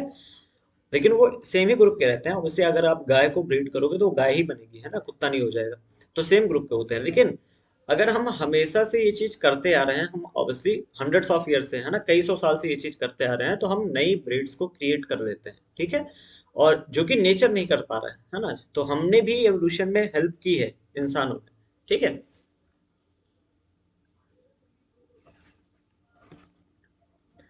Another interesting observation supporting evolution by natural selection comes from England. अब इंग्लैंड का एक यहाँ पे केस स्टडी है, 1850s की बात है। इंडस्ट्रियलाइजेशन के बिफोर, मतलब जब इंग्लैंड में इंडस्ट्रीज बहुत कम थी, फैक्ट्री बहुत कम थी, ठीक है। तो व्हाइट विंग्ड मॉथ जो होते हैं, मॉथ एक कीड़े होते हैं, सफेद कलर के जो मॉथ होते थे पहले, वो आपको ज्यादा देखने को मिलते थे देन डार्क विंग्ड या मेलेनाइज्ड मॉथ। मतलब डार्क विंग वाले या फिर जो मेलेनाइज्ड है, मेलेनाइज्ड मतलब वही डार्क विंग वाले, है ना। तो जो डार्क विंग है या फिर मेलानाइज्ड मॉस हैं, उनसे काफी ज्यादा आपको व्हाइट वाले देखने को मिलते थे। कब? इंडस्ट्रियलाइजेशन के पहले। अब ऐसा क्यों होता था? क्योंकि यहाँ पे देखो, इंडस्ट्रियलाइजेशन के पहले जो पेड़ होते थे उनकी जो बार्क थी वो हल्की व्हाइटिश थी, है ना। अब हल्की व्हाइटिश थी तो जो ये व्हाइट वाला था ना, ये छुप जाता था। और जो ब्लैक वाले थे वो आसानी से दिख जाते थे। अब आसानी से अगर ये दिख जाते थे तो इनको, जो प्रेडेटर था, जो प्रे, मतलब जो शिकारी रहता था इनका, है ना, मान लेते हैं एक चिड़िया है ना, ये रही है चिड़िया। ये चिड़िया आके आसानी से इसको खा लेगी क्योंकि ये आसानी से दिख जाएगा। वैसे यहाँ पे तो आसानी से नहीं दिख रहा है ना, लेकिन बात यही है, ठीक है। तो हुआ क्या? अच्छा, जब तो ये इंडस्ट्रियलाइजेशन के पहले की बात थी। और क्यों था? क्योंकि आपको पता चल गया, क्योंकि जो पेड़ की छाल होती थी या पेड़ होते थे वो हल्के व्हाइटिश होते थे, ठीक है। लेकिन जब इंडस्ट्रियलाइजेशन हुआ, बहुत सारी इंडस्ट्रीज आ गई और पॉल्यूशन हो गया। जब पॉल्यूशन हो गया तो जो डार्क विंग्ड मॉथ हैं उनका प्रोपोर्शन जो है वो बढ़ गया, बल्कि रिवर्स हो गया। मतलब जितने व्हाइट विंग मॉथ थे उससे उतने डार्क वाले हो गए, और जितने डार्क वाले हैं उतने व्हाइट वाले हो गए। अब ऐसा क्यों हुआ? क्योंकि जो छाल थी पेड़ की वो काली हो गई। अब काले में काला आसानी से दिख नहीं पाएगा, है ना। ये वाला, ये वाला आसानी से अब आपको दिख नहीं पाएगा। तो जो चिड़िया होती थी वो चिड़िया आके व्हाइट वाले को खा लेती थी, और व्हाइट वाले कम हो गए, काली वाले की पॉपुलेशन बढ़ गई। ये भी एक एग्जांपल है एवोल्यूशन का। अब एवोल्यूशन का क्यों एग्जांपल है? क्योंकि अब आपको काले वाले माथ हमेशा देखने को मिलेंगे, व्हाइट वाले कम होते चले जाएंगे। एक टाइम आएगा कि व्हाइट वाले एक्सटिंक्ट हो सकते हैं, ठीक है। तो एवोल्यूशन का ये जीता जाता एग्जांपल है कि एक स्पेसीज सर्वाइव कर रही है, एक नहीं सर्वाइव कर रही है। नेचुरल सिलेक्शन आप कह सकते हो। तो एक्सप्लेनेशन क्या हुआ? Predators will spot a math against a contrasting background. Contrasting मतलब जैसे व्हाइट है तो ब्लैक, ब्लैक है तो व्हाइट, है ना, कॉन्ट्रास्ट कहते हैं इसे, ठीक है।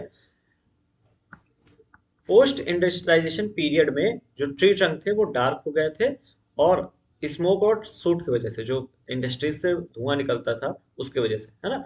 और व्हाइट विंग मॉथ जो है वो नहीं सर्वाइव कर पाए प्रीडेटर्स की वजह से, ठीक है। जबकि डार्क विंग मॉथ ज्यादा सर्वाइव किए, ठीक है। बाकी वही चीज लिखी हुई है जो मैंने आपको बता दिया already.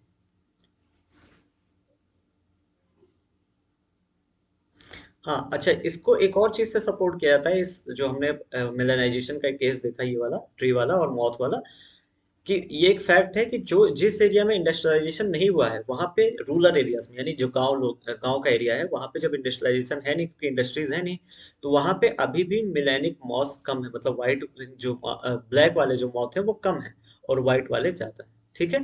This showed that in a mixed population those who can better adopt. अगर एक पॉपुलेशन में जो अच्छे से अडॉप्ट कर लेंगे वो सर्वाइव करते हैं, उनकी पॉपुलेशन का साइज बढ़ जाता है। जैसे इंसान, हमने अच्छे से सर्वाइव किया, हमारे पॉपुलेशन का साइज बहुत ज्यादा बढ़ गया, है ना। अब तो इतना भी नहीं होना चाहिए लेकिन बहुत बढ़ गया, ठीक है। अच्छा, एक और इंपॉर्टेंट पॉइंट यहाँ पे, बहुत important point, remember, no variant is completely wiped out. ना ब्लैक ना व्हाइट, दोनों में से कोई ऐसा नहीं है जो कि पूरी तरीके से डेड हो गया हो, है ना। तो हमेशा कोई ना कोई पार्ट रहेगा। ऐसा नहीं है कि पूरे के पूरे खत्म हो जाएंगे, है ना। चांसेस रहते हैं कि जो कम हो रहा है वो धीमे धीमे खत्म होगा, लेकिन वो बच जाते हैं। कोई वेरिएंट ऐसा नहीं है जो कि कंप्लीटली खत्म हो जाए। ब्लैक मॉथ भी अभी है, व्हाइट मॉथ भी है, ठीक है। ऐसे ही जब एक्सेस यूज करते हैं हर्बिसाइड और पेस्टिसाइड का, एक्सेस मतलब बहुत ज्यादा, है ना, इससे क्या हो गया कि जो वैरायटीज हैं has resulted in selection of resistant varieties in a much lesser time scale। इससे हर्बिसाइड और पेस्टिसाइड का जब यूज हम करते हैं, मान लेते हैं कि ये 10 पेस्ट थे, है ना, ये 10 पेस्ट थे, या 5 6 मान लेते हैं, 6 पेस्ट थे। हमने पेस्टिसाइड का यूज किया और इसमें से 5 मर गए, 5 मर गए, लेकिन एक बच गया। अब ये एक से दो होगा, दो से चार होगा। अच्छा, ये एक जो बच गया, एक बच क्यों गया? क्योंकि इस पेस्टिसाइड का असर किसी वजह से उसके ऊपर नहीं हुआ। अब ये डेवलप करेगा और एक ऐसी पॉपुलेशन बना लेगा जो कि इस पेस्टिसाइड से, मान लेते हैं ए पेस्टिसाइड था, इस ए पेस्टिसाइड से ये खत्म ही नहीं होते। अब हमें बी पेस्टिसाइड लाना पड़ेगा, फिर बी से कोई ना कोई बच जाएगा तो उसके लिए हमें सी पेस्टिसाइड लाना पड़ेगा। ये चीजें चेंज होती रहती है, ठीक है। इसको हम कहते हैं रेजिस्टेंस का डेवलप होना। जिस चीज में हम कर रहे हैं, जिस चीज में हम डाल रहे हैं, उसके अंदर रेजिस्टेंस का डेवलप हो जाता है, ठीक है। This is also true for microbes against which we employ antibiotics. Antibiotics case में बहुत ज्यादा इंपॉर्टेंट चीज है ये। आगे आप हो सकता है पढ़ोगे इसको डिटेल में भी, कि हम जो एंटीबायोटिक्स यूज करते हैं उससे बैक्टीरिया मर जाते हैं, लेकिन धीमे धीमे क्या हो रहा है कि ऐसे बैक्टीरिया आ रहे हैं जो कि हमारी करंट एंटीबायोटिक से वो उनका कोई मतलब ही नहीं है, उनको कोई फर्क ही नहीं पड़ता। ठीक है, अब ऐसा क्यों हुआ? ऑब्वियसली इसी वजह से हुआ क्योंकि कोई ना कोई एक ऐसा बच जाता है जो कि उस एंटीबायोटिक से रेजिस्टेंट होता है, उस एंटीबायोटिक से लड़ सकता है, और उसकी पॉपुलेशन बढ़ती चली जाती है, ठीक है। और ड्रग्स अगेंस्ट यूकैरियोटिक ऑर्गेनिज्म और सेल, ठीक है। Hence, resistance organisms cell are appearing in a time of scale or months or year, not century। इसीलिए जो रेजिस्टेंट टाइम है, एक्सेस यूज कर रहे हैं ना, क्योंकि हम बहुत ज्यादा यूज कर रहे हैं एंटीबायोटिक्स का भी, हर्बिसाइड्स का भी और पेस्टिसाइड्स का भी। तो इससे क्या हो रहा है कि जो जो रेजिस्टेंट ऑर्गेनिज्म है उनकी संख्या हमें मंथ में ही, मतलब मान लेते हैं आज आज हमने नया एंटीबायोटिक बनाया, अगले 6 महीने बाद या 7 महीने बाद हमें दूसरा बनाना पड़ा, क्योंकि ऐसे पॉपुलेशन हमारे सामने डेवलप हो गई जो कि उस एंटीबायोटिक से मर ही नहीं रही है ना। तो मंथ्स में ही, ईयर्स में ही नई नई पॉपुलेशन हमें देखने को मिल रही, ना कि सेंचुरीज में। पहले होता था कि मान लेते हैं 100 साल तक एक ही एंटीबायोटिक काम कर रही है, क्यों? क्योंकि यूज कम होता था, है ना। अब ज्यादा यूज हो रहा है तो उस हिसाब से काम हो रहा है, ठीक है। और इसको हम कहते हैं एंथ्रोपोजेनिक एवोल्यूशन या एंथ्रोपोजेनिक एक्शन, ठीक है। तो एंथ्रोपोजेनिक एक्शन मतलब होता है कि evolution due to human activities, है ना। इसके वजह से, ह्यूमन एक्टिविटीज की वजह से एवोल्यूशन जो होता है उसको हम एंथ्रोपोजेनिक एवोल्यूशन कह सकते हो आप, है ना। इसमें आप मेलेनाइज्ड मॉथ वाला एग्जांपल भी डाल सकते हो, इसमें आप ये पेस्टिसाइड हर्बिसाइड का एग्जांपल भी डाल सकते हो, ब्रीडिंग का एग्जांपल डाल सकते हो, ह्यूमन जो तब काउ ब्रीडिंग है ना, बफेलो ब्रीडिंग है, इसका एग्जांपल आप डाल सकते हो, डॉग ब्रीडिंग हो गई, ठीक है।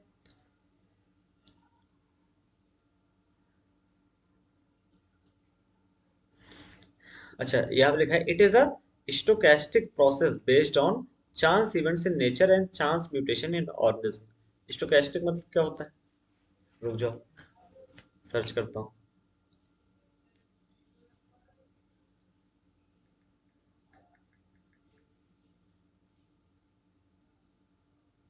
रैंडम प्रोबेबिलिटी होना, है ना। हाँ, तो ये भी आप समझ गए कि जो एवोल्यूशन है वो एक स्टोकेस्टिक प्रोसेस है, मतलब एक रैंडम प्रोबेबिलिटी वाली प्रोसेस है ना। किसी एक डायरेक्शन में नहीं जाता है जनरली एवोल्यूशन, है ना। किसी किसी भी साइड में जा सकता है, किसी का फायदा हो सकता है, कोई बढ़ सकता है, किसी का नुकसान हो सकता है ना। चार्जर लगा लो बच्चा, 1 मिनट बस।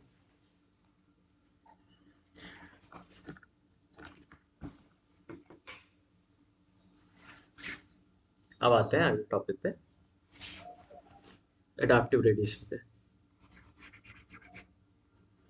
जब डार्विन गैलापागोस आइलैंड गए थे तो उन्होंने उन्होंने एक बर्ड को ऑब्जर्व किया था जिसे जिसकी स्मॉल ब्लैक बर्ड्स, है ना, छोटी छोटी काली काली चिड़िया होती थी, जिन्हें हमें डार्विन्स फिंचेस कहते हैं, है ना। उन्हीं के ऊपर हमने नाम रख दिया डार्विन्स फिंचेस, ठीक है।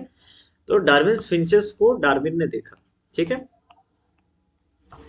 उन्होंने देखा कई वैरायटी फिंचेस की होती हैं इसी आइलैंड पे, है ना, छोटा सा आइलैंड है, उसी पे कई सारी वैरायटीज, ठीक है।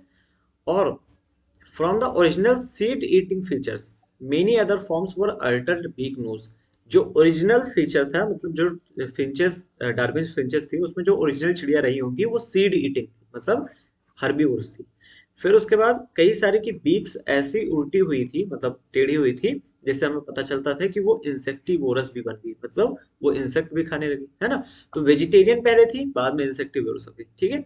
This process of evolution of different species and given geographical area, starting from a point and laterally radiating to other areas of geography, is called adaptive radiation. बहुत इंपॉर्टेंट पॉइंट है।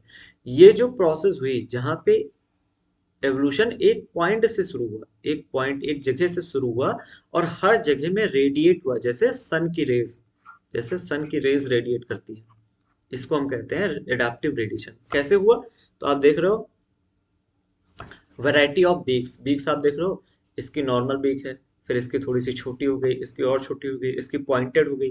जिसकी पॉइंटेड है obviously insectivorous होगी, insect खाता रहा होगा। तो एक पॉइंट से जो डार्विन की फिंचेस थी, एक चिड़िया रहेगी होगी ऐसे कुछ, है ना, और इससे अलग अलग तरह की चिड़िया जो है वो डेवलप हुई, इसे कहते हैं एडाप्टिव रेडिएशन। ये भी एक तरह का एवोल्यूशन, ठीक है। तो डार्विन्स फिंचेस जो होती हैं वो एडाप्टिव रेडिएशन का एक एग्जांपल है। और दूसरा एग्जांपल है ऑस्ट्रेलियन मार्सुपियल्स। मार्सुपियल समझ लो, ऐसे एनिमल्स होते हैं जिनके अंदर जो बच्चे होते हैं वो जन्म लेने के बाद कुछ टाइम तक उनके अंदर रहते हैं, है ना। जैसे आप, एक बहुत ही अच्छा एग्जांपल है कंगारू। कंगारू तो आप सबने देखा है। कंगारू एक मार्सुपियल मैमल है ना। इसके पॉकेट होती है, जेब होती है, उसी जेब में बच्चा रहता है ना। बाकियों में भी कुछ ऐसा सिस्टम होता है ना, कंफर्म ऐसा नहीं है, लेकिन कुछ ऐसा होता है, मार्सुपियल मैमल्स कहते हैं इनको। तो ये सारे के सारे मार्सुपियल मैमल्स है, ठीक है। अब ये कैसे डेवलप हुए? तो कोई एक मार्सुपियल मैमल रहा होगा और उसी से ये सारे मार्सुपियल्स बने। कौन कौन? Kangaroo, marsupial rat, banded anteater, tiger cat, Tasmanian wolf, sugar glider, marsupial mole, koala, bandicoot, wombat, ठीक है। ये सारे के सारे किसी एक मार्सुपियल मैमल से डेवलप हुए हैं, क्योंकि इनका सारा का सारा स्ट्रक्चर एक ही तरह का है, ठीक है।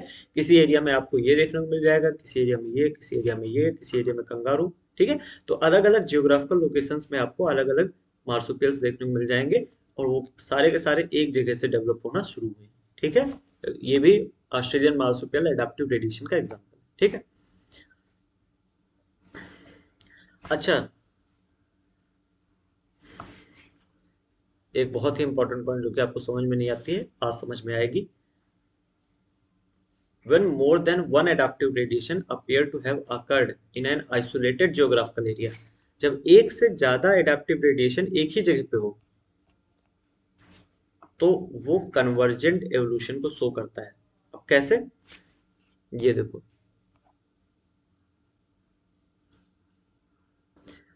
इसको समझना बहुत इंपॉर्टेंट है। अब देखो, यहाँ पे हमारे पास प्लेसेंटल मैमल्स है, एक तरफ मतलब प्लेसेंटा जिसके अंदर पाई जाती है, और एक तरफ मार्सुपियल्स है ना। जैसे हमारा कंगारू जिसके अंदर जेब पाई जाती है, ठीक है। अब यहाँ पे लिखा है कि अगर एक जगह पे एक से ज्यादा, देखो कहाँ लिखा है,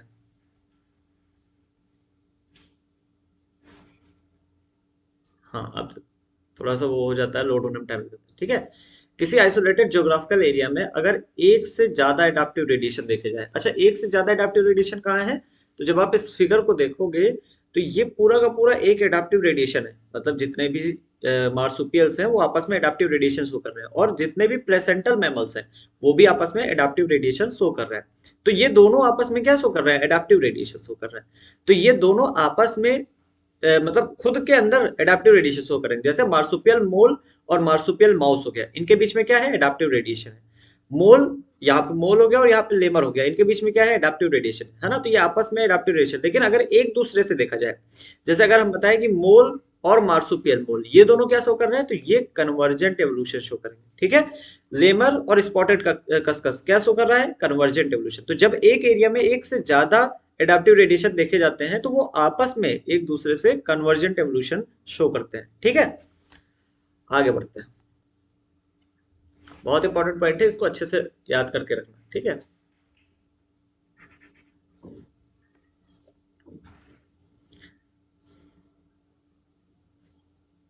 ठीक है, वही चीज लिखा हुआ है यहाँ पे जो मैंने पढ़ाया। अब आते हैं biological evolution. Evolution by natural selection, in a true sense, would have started when cellular forms of life with differences in metabolic capability originated on Earth. जो नेचुरल सिलेक्शन द्वारा एवोल्यूशन है, वो एनसीईआरटी लिखता है कि जब लाइफ ओरिजिनेट हुई अर्थ पे, लाइफ क्या, जब मेटाबॉलिक चीजें ओरिजिनेट हुई, मतलब समझ लो जब हमारे पास प्रोटीन आया, डीएनए आया, आरएनए आया, तभी से नेचुरल सिलेक्शन काम कर रहा है। फॉर एग्जांपल, इस समय डीएनए ज्यादा पाया जाता है आरएनए के कंपैरिजन में। क्यों? क्योंकि डीएनए बेटर है, हमारी जो जेनेटिक इंफॉर्मेशन है उसको स्टोर करने के लिए ज्यादा अच्छा है, है ना। ज्यादातर एनिमल्स में डीएनए पाया जाता है, आरएनए जेनेटिक इंफॉर्मेशन स्टोर करने के लिए नहीं यूज होता है ज्यादातर एनिमल्स में, ठीक है। क्यों? क्योंकि डीएनए बेटर है जेनेटिक इंफॉर्मेशन स्टोर करने के लिए, बेटर हमारे पास चॉइस है, ठीक है। तो डीएनए और आरएनए में क्या हुआ? नेचुरल सिलेक्शन ही तो हुआ। तो वही एनसीईआरटी लिख रहा है कि जब से ओरिजिनेट हुई है लाइफ अर्थ पे, या मेटाबॉलिक एक्टिविटीज जो हो रही है जब से शुरू हुई है लाइफ अर्थ पे, तब से नेचुरल सिलेक्शन काम कर रहा है, ठीक है। डार्विनियन जो थ्योरी है, या डार्विन की जो थ्योरी है, वो नेचुरल सिलेक्शन पे ही बेस्ड है पूरी की पूरी, ठीक है।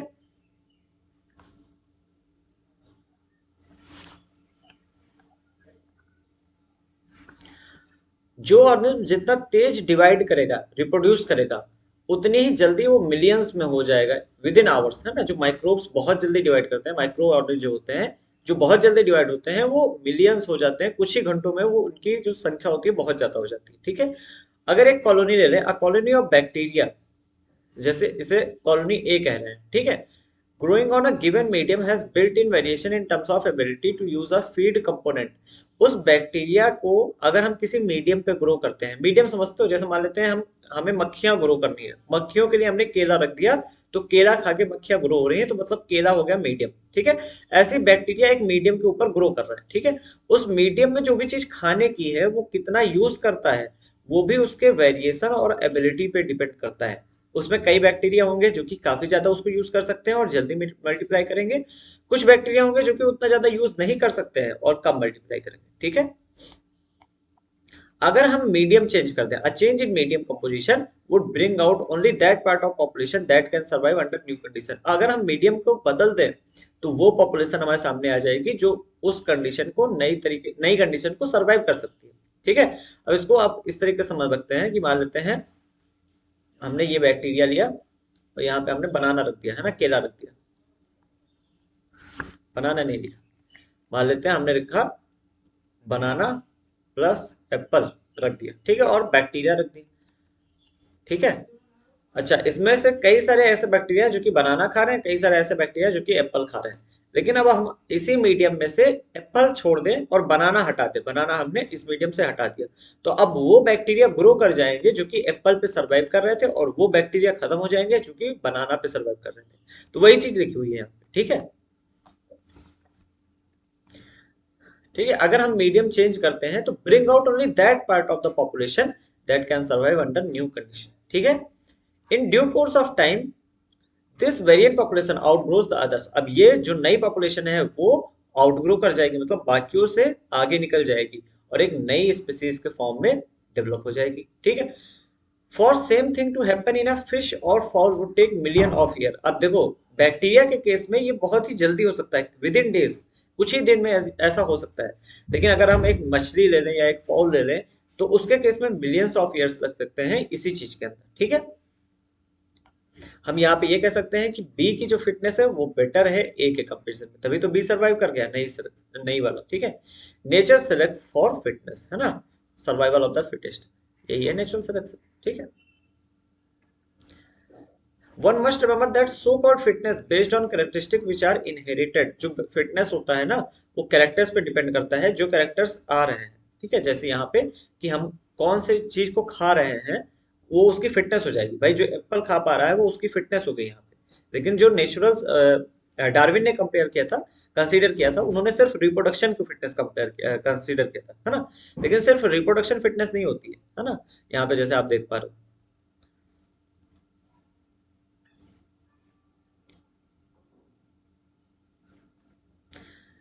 एडाप्टिव एबिलिटी इज इनहेरिटेंस, ये बहुत ही इंपॉर्टेंट पॉइंट है। जो हमारे पास एडाप्टिव एबिलिटी होती है, मतलब किस चीज में, किस इन्वायरमेंट में हम अडाप्ट कर सकते हैं, वो इनहेरिट होती है। फॉर एग्जाम्पल, अगर मैं बहुत ज्यादा गर्मी में रह सकता हूँ, तो जो मेरा बच्चा होगा वो भी गर्मी को अडाप्ट करने के लिए उस टाइप का बना होगा, ठीक है। तो ये एबिलिटी जो होती है, एडाप्टिव एबिलिटी, वो इनहेरिटेबल होती है, ठीक है। It has a genetic basis, ये जीन्स में हमारे होता है, ठीक है। Fitness is end result of the ability to get adapt and get selected by nature. तो फिटनेस यहाँ पे दो चीजों की रिजल्ट होता है, क्या? पहली चीज तो एडाप्टेशन आपका कितना अच्छा है, और नेचर आपको सिलेक्ट करता है या नहीं, दो चीजों पर डिपेंड करता है, ठीक है।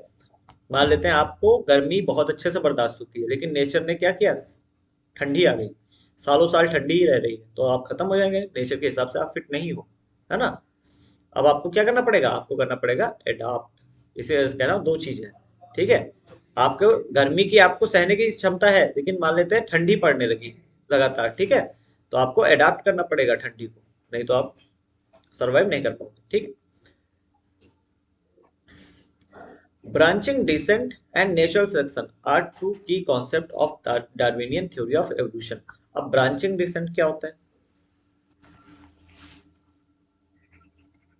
ब्रांचिंग डिसेंट बेसिकली समझ लो कॉमन एंसेस्टर को शो करता है। ठीक है, एंसेस्टर को शो करता है, मतलब ब्रांचिंग डिस्टेंस मतलब एक जगह से ब्रांचिंग शुरू हुई है, ये कॉमन एंसेस्टर था, इसी से ये स्पीसीज बनी, ये बनी, ये बनी, ये बनी, ये ऐसे बनती चलेगी। ठीक है, तो ब्रांचिंग डिसेंट ये है, कॉमन एंसेस्ट्री को शो करता है। ठीक है, और नेचुरल सेक्शन आपने समझ लिया, नेचर जो सिलेक्ट करता है। ठीक है, even before Darwin, French naturalist Lamarck said that evolution of life form have occurred by driving of use and disuse। हाँ, Lamarckism कहते हैं इसे। Lamarck की जो थ्योरी थी उसे हम कहते थे यूज एंड डिसयूज थ्योरी। इसका मतलब क्या होता है, जो ऑर्गन जितना ज्यादा यूज करोगे वो उतना ज्यादा डेवलप होगा। जैसे जिराफ का ऑप्शन ऑर्गन, जो जिराफ की नेक होती है उसका एग्जांपल दिया लैमार्क ने। इन्होंने बोला कि जो टॉल पेड़ होते थे, बड़े पेड़ होते थे लंबे, उसको उसकी पत्तियां को खाने के लिए, क्योंकि जिराफ अपनी गर्दन को उठाता था बार बार और अपनी गर्दन को स्ट्रेच करता था उनकी पत्तियों को खाने के लिए, तो बार बार इसकी एलोंगेशन की वजह से उसकी नेक जो होती है वो एलोंगेट हो जाती है, लंबी नाक हो मतलब नाक कह रहा हूँ, नेक हो जाती है, उसकी गला लंबा हो जाता है जिराफ का। ठीक है, तो giraffe slowly over the years come to acquiring long necks. ठीक है, nobody believes this conjecture animal. अब इसका बिलीव नहीं होता, यूज एंड डिसयूज थ्योरी का इस समय कोई बिलीव नहीं होता, मतलब ये थ्योरी भी डिस्प्रूव कर दी गई। लेकिन जिराफ का एग्जांपल देखिए, इसे लेमार्क ने समझाया था। ठीक है, एवोल्यूशन क्या एक प्रोसेस है और रिजल्ट ऑफ अ प्रोसेस, या किसी प्रोसेस का रिजल्ट है। ठीक है, अब देखते हैं।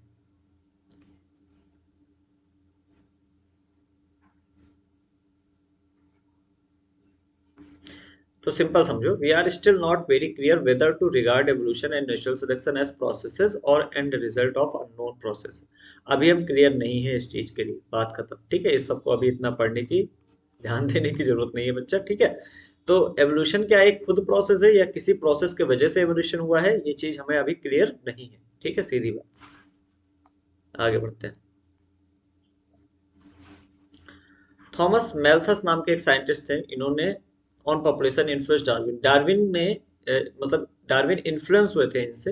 डार्विन को थॉमस मेल्थस का काम था वो काफी ज्यादा पसंद आया था।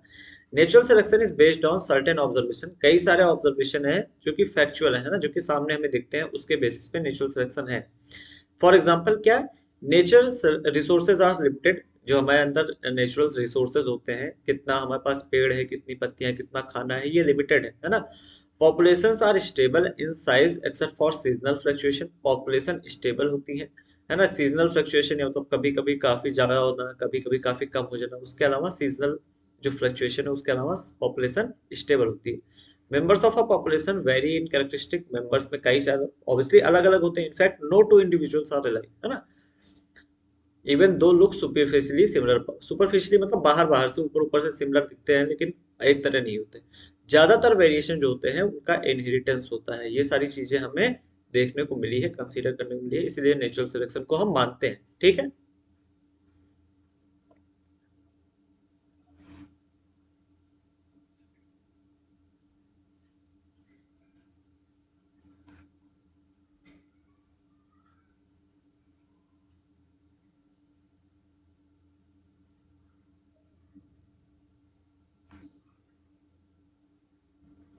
आगे यहाँ पे बढ़ना सीधा। डार्विन की एक इंसाइट है, मतलब डार्विन ने एक चीज जो है देखा, उसे ऑब्जर्व किया क्या, कि variations which are inheritable and which make resource utilization better for view few. तो मान लेते हैं किसी ऑर्गेनिज्म के अंदर एक वेरिएशन हुआ जिसके वजह से वो कच्चा आम और पक्का आम दोनों खा सकता है। ठीक है, ऑब्वियसली वो इनेबल दोज टू रिप्रोड्यूस, तो वो ज्यादा अच्छे से, क्योंकि वो खाना अच्छे से खा रहा है तो उसके अंदर रिप्रोडक्शन भी ज्यादा अच्छे से होगा, है ना। खाना अच्छे से खा रहा है मतलब ऑब्वियसली वो एक तरीके से हेल्दी रहेगा, हेल्दी रहेगा तो रिप्रोड्यूस अच्छे से कर सकता है, और ज्यादा प्रोजेनी होगी, ज्यादा ज्यादा संतानें होंगी उसकी। ठीक है, अगर कई सारी जनरेशन हम देखेंगे तो जो सर्वाइवर्स हैं will leave more progeny, there would be a change in population characteristic. और क्योंकि ज्यादा जो पॉपुलेशन है वो उसी तरह की हो जाएगी, जो कि कच्चा और पक्का आम दोनों खा सकते हैं। तो जो पॉपुलेशन का कैरेक्टर है वो बदल गया भाई। पहले पॉपुलेशन का कैरेक्टर था कि सारी पॉपुलेशन में सिर्फ ऐसे ऑर्गेनिज्म थे जो कि पका हुआ आम खा सकते थे। लेकिन फिर एक ऐसा ऑर्गेनिज्म आया जो कि पक्का और कच्चा आम दोनों खा सकता है। तो धीमे धीमे जो पका और कच्चा आम दोनों खा सकता है उसकी पॉपुलेशन बढ़ती गई। और अगर आप 200 साल 300 साल बाद देखेंगे तो उसी की पॉपुलेशन ज्यादा देखने को मिलेगी जो दोनों तरह के आम खा सकते हैं। ठीक है। तो पॉपुलेशन पहले इंडिविजुअल चेंज हुआ, फिर पॉपुलेशन भी चेंज हो गई। ये एक इंपॉर्टेंट चीज है जो कि डार्विन ने देखा, क्योंकि जैसे जैसे इंडिविजुअल चेंज होगा उसी अकॉर्डिंग उस इंडिविजुअल का जो है नंबर घटेगा या बढ़ेगा। क्योंकि यहाँ पे वो हर तरह से सर्वाइव कर रहा था, है ना। वो पका आम खा के भी सर्वाइव कर रहा था, वो कच्चा आम खा के भी सर्वाइव कर जा रहा था। तो उसका नंबर ऑफ पॉपुलेशन उसकी बढ़ गई, नंबर ऑफ इंडिविजुअल बढ़ गए, तो पॉपुलेशन भी चेंज कर दिया उसने। पॉपुलेशन का कैरेक्टर था वो चेंज हो गया। पॉपुलेशन का पहले कैरेक्टर था कि सिर्फ सिर्फ पका आम खा रहे थे सब। अब पॉपुलेशन का कैरेक्टर है कि सब पका और कच्चा आम दोनों खा रहे थे। ठीक है। आते हैं आगे मैकेनिज्म ऑफ एवोल्यूशन पे। मैकेनिज्म ऑफ एवोल्यूशन की। ठीक है। ओरिजिन ऑफ वेरिएशन, मतलब वेरिएशन कैसे आया, और वेरिएशन से स्पेसिएशन। स्पेसिएशन मतलब होता है नई स्पीसीज का फॉर्मेशन, है ना। तो नई स्पीसीज का फॉर्मेशन कैसे हुआ। ठीक है। Even though Mendel had talked about inheritable factors, Mendel ने जीन की बात की थी लेकिन डार्विन ने इन्हें इग्नोर किया था। और या फिर अगर इग्नोर नहीं किया था तो उस पे शांत थे, उन्होंने उस चीज पे कुछ बात नहीं की, है ना। जो जीन होते हैं हमारे, जिनके वजह से हमारे अंदर वेरिएशंस आते हैं, दिखते हैं, है ना। तो उसके बारे में डार्विन ने कोई बात नहीं की, चाहे या फिर इन्होंने इग्नोर किया था या फिर इन्हें पता ही नहीं था, इन्होंने अपना शांत थे। ठीक है। तो फिर आए ह्यूगो डिवीज। ह्यूगो डिवीज ने इवनिंग प्रिमरोज नाम का एक पेड़ होता है उस पर काम किया और उन्होंने म्यूटेशन का आइडिया बताया, है ना। Gave the idea of bring what fourth the idea, मतलब सामने रखा, क्या आइडिया रखा, म्यूटेशन का। ठीक है। म्यूटेशन क्या है, large difference arising suddenly in a population, किसी पॉपुलेशन में अचानक से बड़ा डिफरेंस दिखने लगे, उसको हम म्यूटेशन कहते हैं। ठीक है। एवोल्यूशन देखो, एवोल्यूशन भी चेंज होता है, म्यूटेशन भी चेंज होता है। एवोल्यूशन होता है धीमे धीमे, म्यूटेशन होता है एक साथ अचानक से, है ना, बड़ा चेंज देखने को मिलता है। ठीक है। जो ह्यूगो de Vries थे उनका कहना था कि mutation which causes the evolution, mutation ही है, it is mutation which causes the evolution, है ना। म्यूटेशन ही है जो कि एवोल्यूशन कराता है, ना कि माइनर वेरिएशन। जो छोटे मोटे वेरिएशन होते हैं उनसे म्यूटेशन, उनसे एवोल्यूशन नहीं होता है। ठीक है। म्यूटेशन से होता है एवोल्यूशन, ऐसा ह्यूगो डिवरीज का मानना था। ठीक है। म्यूटेशंस जो होते हैं वो रैंडम होते हैं और डायरेक्शनलेस होते हैं, मतलब किस जगह पे जाएगा, किस ओर की ओर, है ना, किस तरफ की ओर म्यूटेशन होगा, कौन सा कैरेक्टर बढ़ेगा, कौन सा कैरेक्टर कम होगा किसी ऑर्गेनिज्म में, वो चीज हम पता नहीं कर सकते क्योंकि वो डायरेक्शनलेस होता है और रैंडम होता है। ठीक है। जिस वेरिएशन की डार्विन ने बात की थी वो छोटे होते हैं और डायरेक्शनल होते हैं, है ना। उन वेरिएशंस को आप प्रिडिक्ट कर सकते हैं कि किधर जाने वाला है। ठीक है। लेकिन म्यूटेशन को आप प्रिडिक्ट नहीं कर सकते क्योंकि वो डायरेक्शनलेस है और रैंडम। ठीक है। डार्विन के लिए जो एवोल्यूशन था ना बच्चा, वो ग्रेजुअल था, मतलब बहुत धीमे धीमे हो रहा था। और लेकिन डी वरीज के लिए म्यूटेशन जो है उससे स्पेसिएशन इस वजह से हुआ, mutation caused speciation and hence it is called saltation. Mutation जो होता है उससे स्पेसिएशन होता है और उस इस वजह से इसे साल्टेशन कहा जाता है। साल्टेशन क्या होता है, सिंगल स्टेप लार्ज म्यूटेशन, जब एक ही बार में बहुत बड़ा म्यूटेशन हो जाए और इतना बड़ा म्यूटेशन हो जाए कि नई स्पीसीज का फॉर्मेशन हो जाए यानी स्पेसिएशन हो जाए, तो उसे हम सॉल्टेशन कहते हैं। देखो म्यूटेशन से जरूरी नहीं है नई स्पीसीज बने, लेकिन अगर नई स्पीसीज बन गई म्यूटेशन से, that is single step large mutation हुआ, एक ही बार में बहुत बड़ा म्यूटेशन हो गया, तो उसे सॉल्टेशन कहा जाता है। ठीक है। समझ में आ गया। अब आते हैं हार्डी-वेनबर्ग प्रिंसिपल। इस पे क्वेश्चन आना ही है बच्चा, बहुत ही इंपॉर्टेंट टॉपिक है ये, है ना। क्लास 12th या 11th जो भी आप पढ़ रहे हो, क्लास 12th मतलब ऑब्वियसली 12th पढ़ रहे हो, ठीक है। तो क्लास 12th के लिए और नीट के लिए, दोनों के लिए बहुत इंपॉर्टेंट है। ठीक। कि किसी एक पॉपुलेशन में हम frequency of occurrence of allele और जीन निकाल सकते हैं, या लोकस, लोकस समझ लो एक लोकेशन को कहते हैं ना, किसी भी जो हमारा मान लेते हैं ये है एक क्रोमोसोम, इस क्रोमोसोम में मान लेते हैं ये एक जगह है, तो इस जगह को लोकस कहते हैं। ठीक है। इस जगह पे ये लोकस है जिसपे एक जीन होगा। ठीक है। तो अगर एक पॉपुलेशन को देखते हैं तो उस पॉपुलेशन में एलील और जीन जो होता है, एलील या फिर जीन, उसके हम फ्रीक्वेंसी हम निकाल सकते हैं, मतलब वो कितनी बार देखने को मिलता है। ठीक है, फ्रीक्वेंसी हम निकाल सकते हैं। ठीक है, ये फ्रीक्वेंसी जो होती है वो फिक्स रहती है, even remain through the generations, मतलब even remain the same throughout the generations.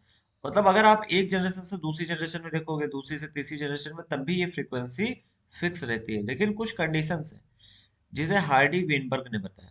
Hardy Weinberg stated it using algebraic equation. देखो बच्चे, ये है बात कि मान लेते हैं यहाँ पे एक जीन पाया जाता है जिससे आपकी आंखों कलर का कलर ब्राउन हो जाता है ना, ब्राउन कलर की आंखें हो जाती हैं। तो जो ब्राउन कलर की आंखों वाला जीन है वो 100 में से 10 लोगों के पास पाया जा रहा है। तो अगली जो जनरेशन आएगी तब भी वो 100 में से 10 के पास ही पाया जाएगा, फिर अगली जनरेशन में 100 में से 10 के पास ही पाया जाएगा। लेकिन ये किस केस में है, कुछ उसमें कई सारी कंडीशन लगती है कि क्या क्या नहीं होना चाहिए, तब ये चीज सही होता है। ठीक है, और इसे कहते हैं हार्डी वेनबर्ग प्रिंसिपल, इसे कहते हैं कि जो जीन की फ्रीक्वेंसी होती है वो फिक्स रहती है। ठीक है, तो देखो, the principle says that allele frequency in a population are stable and is constant from generation to generation, है ना, जनरेशन टू जनरेशन। आप देखोगे तो एलील की फ्रीक्वेंसी फिक्स होती है, कांस्टेंट होती है। ठीक है, the gene pool, total genes and their alleles in a population. Gene pool term क्या होता है? जीन पूल मतलब होता है कि एक पॉपुलेशन के अंदर टोटल जितने भी जीन होते हैं और उनके जितने भी एलील्स होते हैं उनको मिला के हम जीन पूल कहते हैं। ठीक है, gene pool remains a constant, gene pool constant रहता है, क्योंकि मैंने बताया कि भाई ये जीन पाया जा रहा है, तो इससे 10 में से 100 में से 8 लोगों को, 100 में से 10 लोगों को मान लेते हैं ब्राउन कलर की आंखें मिली, तो वो 100 में से 10 ही रहेगा, है ना, तो जीन पूल कांस्टेंट रहेगा। ठीक है, इसी को हम जेनेटिक इक्विलिब्रियम भी कहते हैं। ठीक है, जेनेटिक इक्विलिब्रियम क्या कहता है? Sum total of all allylic frequency is one. देखो, अब दो जो टर्म है, जो कहते हैं, दो सेंटेंस हैं, वो आप दोनों लिख सकते हो हार्डी विनबर्ग प्रिंसिपल में। एक ये कि sum total of all allylic frequency is one, जितने भी एलिलिक की फ्रीक्वेंसीज हैं उनका सम टोटल वन होता है। अच्छा, वन कैसे होगा? तो परसेंटेज समझ लो, है ना, यहाँ फ्रीक्वेंसीज को आप परसेंटेज समझ सकते हो। मान लेते हैं किसी फ्रीक्वेंसी का 5% पॉपुलेशन में पाई जा रही है, कोई एलील है जो कि 10% पॉपुलेशन में पाया जाता है, कोई एलील है जो कि 80% पॉपुलेशन में पाया जाता है। इन सबको ऐड करने पे आपका 100% आ जाएगा। अगर इसी को फ्रीक्वेंसी में करोगे तो वन आ जाएगा। भाई, जो 5 लिखा है ये 1/20, है ना, जो 10 लिखा है ये 1/10, है ना, ऐसे करके रहेगा। 1/10 थोड़ी होगा। ठीक है, तो 1/10 मतलब फ्रीक्वेंसी, मतलब हाँ, यहाँ 10%। ठीक है, तो 1/10 हो गया, 1/20 हो गया, इन सबको जोड़ के वन आएगा। तो मतलब sum total of all allylic frequency is one.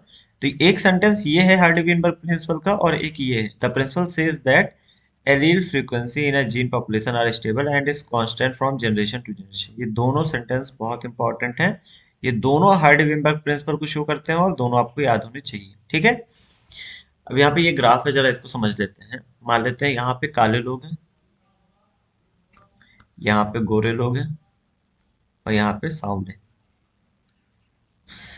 तो जनरली जो होता है, क्या कहते हैं, नेचुरल सिलेक्शन की अगर हम बात करते हैं, तो नेचुरल सिलेक्शन में जनरली ऐसा देखा जाता है कि जो मीडियम साइज इंडिविजुअल हो गया, यहाँ पे साइज लेके चले हैं, number of individual with phenotype, यहाँ पे साइज लेके चले हैं। देखो, फेनोटाइप मतलब होता है कि जो कैरेक्टर हमें दिखता है, किसी का साइज, किसी का रंग, है ना, इसको फेनोटाइप कहते हैं। ठीक है, तो यहाँ तो साइज लेके चले हैं, हम कलर लेके चल रहे हैं, काले, सांवले और गोरे। ठीक है, तो जो मीडियम साइज कैरेक्टर हो गया, या कह लो जो बीच का कलर होता है, वो जनरली फेवर होता है किसी भी नेचुरल सिलेक्शन में। हम ऐसे देखेंगे कि बहुत काले लोग रेयर हैं, बहुत गोरे लोग भी रेयर हैं। ज्यादातर लोग कैसे हैं? सांवले हैं। सांवला एक ऐसा कैरेक्टर है जो कि फेवर्ड है। ठीक है, और ये आपको हर जगह देखने को मिल जाएगा। खासकर आजकल जो टाइम चल रहा है वो हमेशा इन्हीं का टाइम होता है, जो अडाप्ट कर सकते हैं लोग, है ना। तो जो सामने लोग हैं उनके यहाँ देखो पीक यहाँ तक आई, तो नंबर ऑफ इंडिविजुअल इधर है, तो नंबर ऑफ इंडिविजुअल लगभग ये पूरा का पूरा इतना है। ठीक है, तो सामने लोग काफी ज्यादा है, बहुत काले लोग बहुत कम है, बहुत गोरे लोग भी बहुत कम है। ठीक है, अब इस ग्राफ को तीन तरफ की ओर ये ग्राफ जा सकता है। पहला यहाँ पे देखो ए, जिसे कहते हैं स्टेबलाइजेशन, ऐसा कुछ कहते हैं। ठीक है, पॉपुलेशन का स्टेबल होता, मतलब मान लेते हैं यहाँ पे काले थे, यहाँ पे गोरे थे, और यहाँ पे सांवले। अब सांवले लोग पहले जितने थे उससे भी और ज्यादा हो गए, है ना, ये पीक और नैरो हो जाती है। ठीक है, तो peak gets higher and narrower, peak higher हो जाती है और नैरो हो जाती है। ठीक है, तो पतली हो जाती है और लंबी हो जाती है, ऊंची ऊंची हो जाती है। तो क्या होता है इसमें? बेसिकली सांवले लोग को ही प्रेफर किया नेचर ने, तो नेचुरल सिलेक्शन के द्वारा सांवले लोग का नंबर बढ़ गया, काले लोग और कम हो गए, गोरे लोग और कम हो गए। ठीक है, ये एक तरीका है। दूसरी बार मान लेते हैं नेचुरल सिलेक्शन हुआ, जिसे बी वाला आप देख रहे हो, इसको हम कहते हैं डायरेक्शनल चेंज। डायरेक्शनल चेंज, ठीक है। डायरेक्शनल चेंज में क्या होता है, यहाँ पे थे काले लोग, यहाँ पे थे सांवले लोग, और यहाँ पे थे गोरे लोग। अब जो देखो पीक पहले यहाँ पे थी, सांवले लोग पे थी, अब जो है वो गोरे लोगों की ओर शिफ्ट हो गई। मतलब एक डायरेक्शन में जब कोई शिफ्ट हो जाता है, जरूरी नहीं गोरे की ओर, काले की ओर भी शिफ्ट हो सकती है। बेसिकली क्या है कि तीन कैरेक्टर हम यहाँ पे लिखे हैं, किसी भी एक साइड की अगर शिफ्ट हो जाए तो उसको हम कहते हैं डायरेक्शनल चेंज। ठीक है, तो गोरे लोगों की संख्या बढ़ गई, काले लोगों की और कम हो गई, और सांवले लोगों की भी संख्या कम हो गई। तीसरा होता है डिसरप्शन, जिसे कहा जाता है, इसको डिसरप्शन कहते हैं। डिसरप्शन में क्या होता है, ये थे काले लोग, ये थे सांवले लोग, और ये थे गोरे लोग। ठीक है, गोरे लोग की संख्या बढ़ गई, काले लोगों की भी बढ़ गई, सांवले लोग सबसे कम हो गए। तो इसको हम कहते हैं डिसरप्शन। जो क्या कहते हैं कैरेक्टर सबसे ज्यादा था वो सबसे कम हो गया। तो देखो, नेचुरल सिलेक्शन डिफरेंट, अलग अलग तरीके से काम कर सकता है। स्टेबलाइजेशन मतलब जो कैरेक्टर ज्यादा था वही और ज्यादा हो गया, डायरेक्शनल मतलब किसी एक डायरेक्शन में, और डिसरप्टिव मतलब जो कैरेक्टर ज्यादा था वो कम हो गया, बाकी कैरेक्टर ज्यादा दिखने लगे। ठीक है, ये तीन तरीका है जिसके थ्रू जो आपको देखने को मिल सकता है नेचुरल सिलेक्शन। ठीक है, थोड़ा ये बड़ा चैप्टर है और समझाने लायक भी है, इस वजह से इस पर टाइम लग रहा। चलो, अब बहुत ज्यादा नहीं बचा है।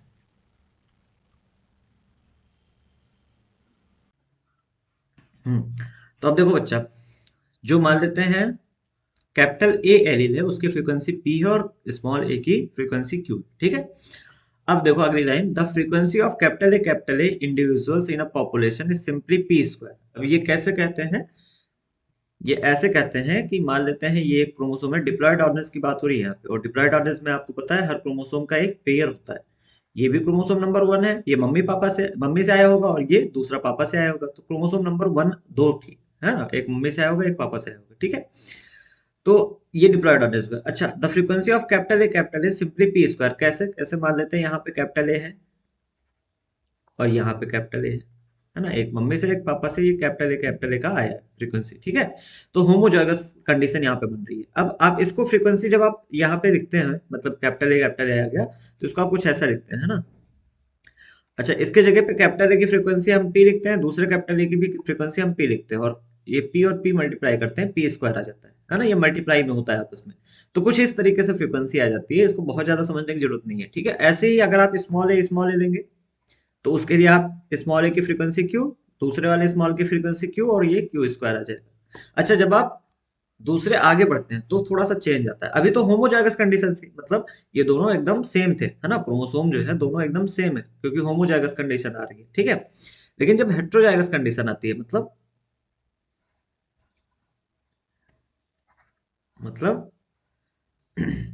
मान लेते हैं ये क्रोमोसोम पापा से था और ये क्रोमोसोम मम्मी से था।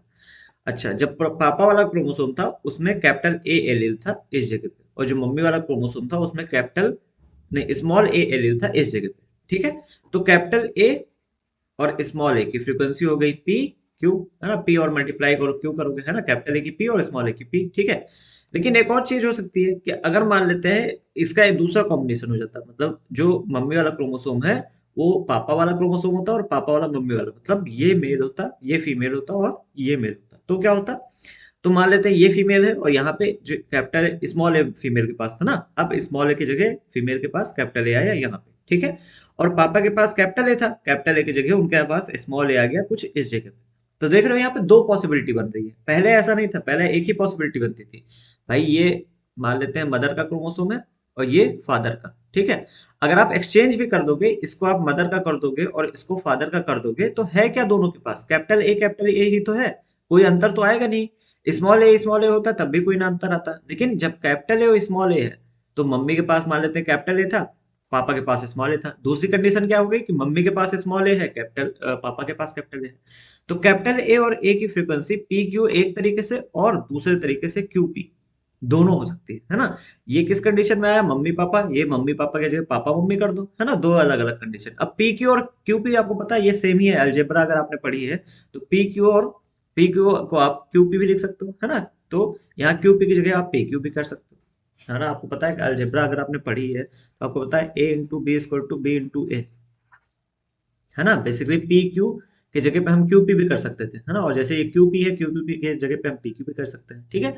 तो कैपिटल ए और स्मॉल ए की फ्रीक्वेंसी जो है इन दोनों को ऐड करके आएगी, और वो आएगी कितनी, इसको इरेज करता हूँ, एक सेकंड, वो कितनी आएगी, two P q, two P q. तो ये टू पी क्यू का ऐसा है, ये समझ में आया। ये ऐसे आता है कि थोड़ा सा आप कह लो जो हेट्रोजाइगस कंडीशन है उसको हम थोड़ा सा देख के माइंड में लेके चलते हैं कि दोनों कंडीशन यहाँ पे हो सकती है। मम्मी के पास एक एलील, दूसरा पापा के पास, या फिर पापा के पास पहला एलील हो गया, दूसरा वाला मम्मी के पास चला गया, ऐसा, है ना। तो दो अलग अलग कंडीशन आ सकती है। तो यहाँ पे देखो, तो ये समझ में आ गया, कैपिटल ए और कैपिटल ए की फ्रीक्वेंसी पी स्क्वायर हो जाएगी। और इसको ऐसे स्टेट किया जा सकता है, मतलब दूसरी भाषा में हम कह सकते हैं, the probability that an allele A with frequency p appear on both the chromosome, देखिए दो क्रोमोसोम की बात हो रही है, both chromosome of a diploid individual is simply the product of probability p square, ठीक है। सिमिलरली ए और ए की क्यू स्क्वायर, स्मॉल ए की क्यू स्क्वायर, ऐसे ही कैपिटल ए स्मॉल ए की टू पी क्यू। अब ये चीज नहीं समझ में आता है जनरली आपको, है ना, कि capital A small A two P q कैसे आ गया, ठीक है।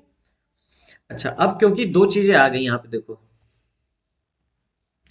हमारे पास टोटल एलील अगर हम देखें तो P square plus Q square, है ना, ये कैपिटल की, ये स्मॉल की ए की, और टू पी क्यू किसकी आ गई, हमारी कैपिटल ए स्मॉल की। और हार्डी वीनबर्ग प्रिंसिपल कहता है कि sum of all total frequency in a population must be equal to one, ठीक है। तो ये पूरी की पूरी फ्रीक्वेंसी का सम कितना होना चाहिए, वन होना चाहिए। इसके अलावा क्या कहता है हार्डी वीनबर्ग, अच्छा इसके अलावा क्या, इसको सिंपली आप लिखोगे तो पी प्लस क्यू का होल स्क्वायर का ही तो फॉर्मूला है, ये इक्वल टू वन, ये आ जाता है, पी प्लस क्यू का whole square equal to one. ये भी आप देख सकते हो दोनों तरीके से, है ना। तो हार्डी विनबर्ग प्रिंसिपल का ये एक समझ लो स्टेटमेंट ही है कि P square plus Q square plus two P Q equal to one, और this is a binomial expansion of P plus Q का होल स्क्वायर, ठीक है। When frequency measured differs from expected value, अच्छा, हम कहते हैं कि p plus Q square plus two P Q का वैल्यू वन आना चाहिए, लेकिन अगर वन के अलावा कुछ भी आ गया तो वो क्या इंडिकेट करता है, जो डिफरेंस आता है इंडिकेट्स, ये क्या हो गया, जो डिफरेंस आता है indicates extent of evolutionary change, कितना एवोल्यूशन के थ्रू चेंज हुआ है उस चीज को ये डिफरेंस जो है बताता है। जब भी एक से ज्यादा आया, एक से कम आया, एक से जितना भी चीजें भटकती हैं, वो क्या चीज शो करेंगी, एवोल्यूशनरी चेंज को, ठीक है। अगर जेनेटिक इक्विलिब्रियम में डिफरेंस डिस्टरबेंस हुआ, या कह लो हार्डी विनबर्ग इक्विलिब्रियम मेंटेन नहीं हुआ, जो कि नहीं होता है क्योंकि हार्डी विनबर्ग इक्विलिब्रियम एक तरह की आइडियल कंडीशन है, ये पाई नहीं जाती है, ठीक है। तो अगर हार्डी विनबर्ग इक्विलिब्रियम मेंटेन नहीं हुआ, that is change of frequency of alleles in a population would not be interpreted as resulting in evolution. अगर चेंज नहीं हुआ तो एवोल्यूशन नहीं हुआ, मतलब अगर वन आ गया, हमने किसी जगह पे फ्रीक्वेंसीज की वो करी प्रॉपर्टी, और वन ही आया हमेशा, तो इसका मतलब क्या हुआ, वहां पे कोई एवोल्यूशन नहीं हो रहा। और अगर वन से ऊपर नीचे हुआ, मान लेते हैं आज हमने करी, फिर आज से हमने 50 साल बाद करी, और हमने देखा कि यहाँ पे चेंज आ गया, तो मतलब एवोल्यूशन हुआ है, ठीक है। चीजों को समझोगे तो बढ़िया लगेंगी ही, अच्छी चीजें हैं, ठीक है। पांच ऐसे फैक्टर हैं जो कि हार्डी विनबर्ग प्रिंसिपल को अफेक्ट करते हैं, चेंज कर देते हैं, क्या क्या है। तो एक एक चीज मैं समझाता जाऊंगा डायरेक्ट। जीन माइग्रेशन मतलब होता है, जैसे मान लेते हैं जीन माइग्रेशन, मान लेते हैं कि लखनऊ और दिल्ली बहुत दूर दूर है ना। तो दिल्ली और लखनऊ बहुत दूर दूर है, और उनके बीच में कोई आने जाने का साधन नहीं है, लेकिन किसी तरीके से एक बंदा लखनऊ से उठ के दिल्ली आ गया, तो हार्डी वेनबर्ग प्रिंसिपल चेंज हो जाएगा, ठीक है। जेनेटिक माइग्रेशन या जीन माइग्रेशन या जीन फ्लो भी कहते हैं इसे, ठीक है। जीन फ्लो, एक बंदा जरूरी नहीं है ना, हो सकता है 10 बंदे आए, लेकिन अपने मन से आए, ऐसा नहीं कि उठा के कोई फेंक दिया, ठीक है। लखनऊ से दिल्ली 10 बंदे आ गए या 15 बंदे आ गए, तो इसको हम कहेंगे जीन का माइग्रेशन हो गया या जीन का फ्लो हो गया। भाई जो पॉपुलेशन पहले से थी उसमें नई पॉपुलेशन आ गई, और नई पॉपुलेशन आएगी तो वेरिएशन आएगा, वेरिएशन आएगा तो जीन्स जो है वो चेंज होगी, ठीक है। दूसरा होता है जेनेटिक ड्रिफ्ट। अब जेनेटिक ड्रिफ्ट मतलब होता है कि ड्रिफ्ट समझ लो एक तरीके से, आप समझ लो क्या कहते हैं उसे, एक्सीडेंटल मान, है ना। एक्सीडेंटल जैसे आप कहते हो ड्रिफ्ट करते हैं तो एक्सीडेंट होता है ना वैसे वो ऐसा नहीं है, लेकिन फिर भी, तो मान लेते हैं दिल्ली और जो लखनऊ हमने लिया है, इनके बीच में दूरी तो काफी थी, लेकिन बाढ़ आई और बाढ़ में बहते हुए 100 लोग लखनऊ से दिल्ली पहुंच गए, इसको हम कहेंगे जेनेटिक ड्रिफ्ट। तो जेनेटिक ड्रिफ्ट कब हुआ? जब एक्सीडेंटल चेंज हुआ, ठीक है। म्यूटेशन क्या होता है आपको बताइए? चेंज हो जाए अचानक से किसी रीजन में से, किस कैंसर की वजह से, रेडिएशन की वजह से, जो हमारा जीन्स है उनमें चेंज हो जाए, म्यूटेशन हो गया। जेनेटिक रिकॉम्बिनेशन मतलब, जेनेटिक रिकॉम्बिनेशन मतलब जीन्स का अलग अलग तरह का कॉम्बिनेशन बने, ठीक है। जैसे जैसे आपके मम्मी पापा जो है, उनका मान लेते हैं मम्मी की आंखें काली थी, पापा की आंखें आप कह लो भूरी थी, और आपकी आंखें जो है लगभग काली और भूरे के बीच में आ गई, तो ये जेनेटिक रिकॉम्बिनेशन की वजह से हुआ, है ना। और नेचुरल सिलेक्शन भी नहीं होना चाहिए। तो ये 5 चीजें है ना, जीन माइग्रेशन और जीन फ्लो तो एक चीज है, ये दूसरी, तीसरी, चौथी और पांचवी, ये 5 चीजें नहीं होना चाहिए, तभी हार्डी विनबर्ग प्रिंसिपल मेंटेन रहेगा, इक्विलिब्रियम मेंटेन रहेगा, ठीक है। अब आगे वही चीजें बनाएगी, migration of a section of population to another place and population occurs, gene frequency change in original as well as new population. हाँ, जब भी जीन फ्लो होता है, जेनेटिक ड्रिफ्ट होता है, तो जहां से चले थे मतलब लखनऊ, और जहां पहुंचे यानी दिल्ली, दोनों जगह की पॉपुलेशन में नया जीन्स का चेंज होगा, दोनों जगह की चेंज मतलब फ्रीक्वेंसी चेंज होगी। मतलब मान लेते हैं जो लखनऊ से लोग चले थे वो सारे के सारे काले आंख वाले थे, काली आंख वाले सारे बोले कि चलो हम दिल्ली चलते हैं। अब लखनऊ से दिल्ली में आ गए काली आंख वाले, तो लखनऊ में क्या चेंज हुआ? काली आंख वाले खत्म हो गए। दिल्ली में क्या चेंज हुआ कि काली आंख वाले पहुंच गए। समझ में आया? यही चीज है, ठीक है। नए जीन्स या एलील्स ऐड होते हैं या फिर लॉस्ट हो जाते हैं ओल्ड पॉपुलेशन में से, ठीक है। नई पॉपुलेशन में ऐड होंगे और लॉस्ट होंगे किसमें? ओल्ड पॉपुलेशन में से, जो कि अभी मैंने बताया, ठीक है। There would be a gene flow if this gene migration happens multiple time. अगर जीन माइग्रेशन कई बार हुआ है तो उसको जीन फ्लो कह देंगे, ठीक है। इतना सा डिफरेंस है जीन माइग्रेशन और जीन फ्लो में। मतलब कई बार जीन माइग्रेशन हो रहा है, मतलब कई बार लोग जा रहे हैं, तो उसको जीन फ्लो कहेंगे कि एक फ्लो बन गया, है ना, एक धारा बन गई कि यहाँ से वहां लोग जा रहे हैं, ठीक है। अगर चांस के द्वारा हुआ, बाई चांस जीन फ्लो हो गया, तो जेनेटिक ड्रिफ्ट कहलाएगा, जो कि मैंने आपको बताया बाढ़ की वजह से, ठीक है। कभी कभी एलील फ्रीक्वेंसी में इतना ज्यादा चेंज हो जाता है कि एक नई पॉपुलेशन तैयार हो जाती है और एक नई स्पीसीज बन जाती है, कभी कभी ऐसा होता है, ठीक है। और जो ओरिजिनल पॉपुलेशन जो कि ड्रिफ्ट होके आई थी, वो फाउंडर बन जाते हैं, मतलब हम उनको कहते हैं कि उन्होंने नई पॉपुलेशन बना दी, इसको कहते हैं फाउंडर इफेक्ट। तो फाउंडर इफेक्ट क्या है? बेसिकली समझ लेते हैं कि लखनऊ से दिल्ली कुछ लोग गए, अब जो लोग लखनऊ से दिल्ली गए उनके अंदर इतना चेंज आया कि वो एकदम नई ही पॉपुलेशन बन गई। तो जो पॉपुलेशन लखनऊ से दिल्ली गई थी ना, उसको हम कह देंगे वो फाउंडर हो गए, तो इसको फाउंडर इफेक्ट कहते हैं, ठीक है।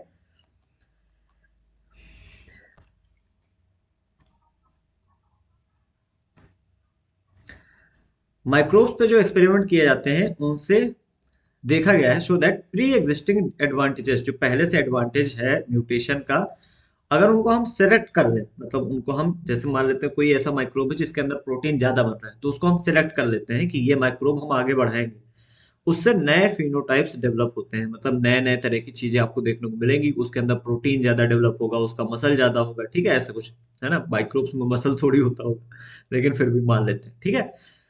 कुछ जनरेशन के बाद आप देखोगे इसके थ्रू स्पेशिएशन हो जाएगा। स्पेशिएशन मतलब होता है नए स्पीसीज का फॉर्मेशन, मतलब जो हम डेवलप करते हैं उससे नई स्पीसीज बनती चली जाती है। मान लेते हैं हमारे काम का है कबूतर, मान लेते हैं हमारे कई सारी पक्षी हैं, लेकिन उसमें से कबूतर हमारे काम का है, वो भी वो कबूतर जो कि चिट्ठी ले जा सकते हैं, ठीक है।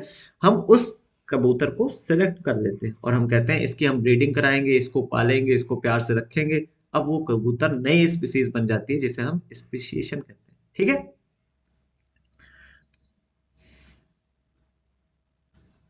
Natural selection is a process in which heritable variations enable better survival, are enabled to reproduce and leave greater number of progeny. देखो, natural selection is a process in which heritable variations enabling better survival. Natural selection ऐसी process है जिसमें कुछ हमारे अंदर variations होते हैं, जिसके वजह से हमारा सर्वाइवल बेटर हो जाता है ना, सर्वाइवल ऑफ द बेटेस्ट, बेटेस्ट कह रहा हूँ सर्वाइवल ऑफ द फिटेस्ट, ठीक है, बेटर हो जाता है। और रिप्रोडक्शन भी ज्यादा होता है, जिसके द्वारा नंबर ऑफ प्रोजेनी बहुत ज्यादा होते हैं, मतलब संतानें बहुत बनती है, ठीक है। A critical analysis makes us believe that variation due to mutation और variation due to recombination, variation किसके वजह से? म्यूटेशन की वजह से, या फिर वेरिएशन रिकॉम्बिनेशन की वजह से, दोनों कंडीशंस में, ड्यू टू गैमेटोजेनेसिस और ड्यू टू फ्लो और जेनेटिक ड्रिफ्ट, जेनेटिक फ्लो हो या जेनेटिक ड्रिफ्ट हो, results in change of frequency of genes and alleles in future generation, कोई बात नहीं, ये नॉर्मल बात है, ठीक है। इसमें से अच्छा कोई भी लाइन अगर आपको नहीं समझ में आ रही हो ना, तो तुरंत ऐसे मेरे को सीधा आप मैसेज किया करो। आपको नंबर मैंने दे रखा है इसीलिए, 9140001225, ठीक है। क्योंकि मुझे भी थोड़ा टाइम का ध्यान देना पड़ता है कि क्योंकि चैप्टर्स इतने भी लंबे ना हो जाए कि आप एनसीईआरटी रीडिंग भी ना देख पाओ, है ना। तो अगर इसमें से कोई भी लाइन आपको लगे कि हाँ सर ये लाइन कैसे लिखी हुई है, तो आप तुरंत इसमें व्हाट्सअप करो और मुझसे पूछो, ठीक है। couple to enhance reproductive success natural selection make it look like different population, ठीक है। रिप्रोडक्टिव सक्सेस और नेचुरल सिलेक्शन मिलके एक नई पॉपुलेशन को देख देख के लगता है कि नई पॉपुलेशन बन गई, ठीक है। नेचुरल सिलेक्शन जो है वो स्टेबलाइजेशन, डायरेक्शनल चेंज और डिसरप्शन, दोनों चीजें तीनों चीजें कॉज कर सकता है, जो कि ऑलरेडी मैं समझा चुका हूँ, ठीक है। ये फिगर हमने समझाया था ना अभी, यही वाला, ठीक है। आगे बढ़ते हैं, अब ब्रीफ अकाउंट ऑफ एवोल्यूशन, थोड़ा सा हम देखते हैं कि एवोल्यूशन कैसे कैसे हुआ। 2000 मिलियन ईयर अगो, या कह लो माया, है ना। Two two 2000 million year ago. अब इसी को क्या कह सकते हो, 2 बिलियन ईयर अगो, है ना। 1 बिलियन में 1000 मिलियन, तो 2000 बिलियन मतलब मिलियन मतलब 2 बिलियन, ठीक है। First cellular forms of life appeared, direct ये क्वेश्चन आता है कि सबसे पहले सेलुलर फॉर्म आए कब आए लाइफ का, तो 2000, मतलब ऐसे फॉर्म्स लाइफ के जिनमें सेल्स पाई जाती है, ठीक है।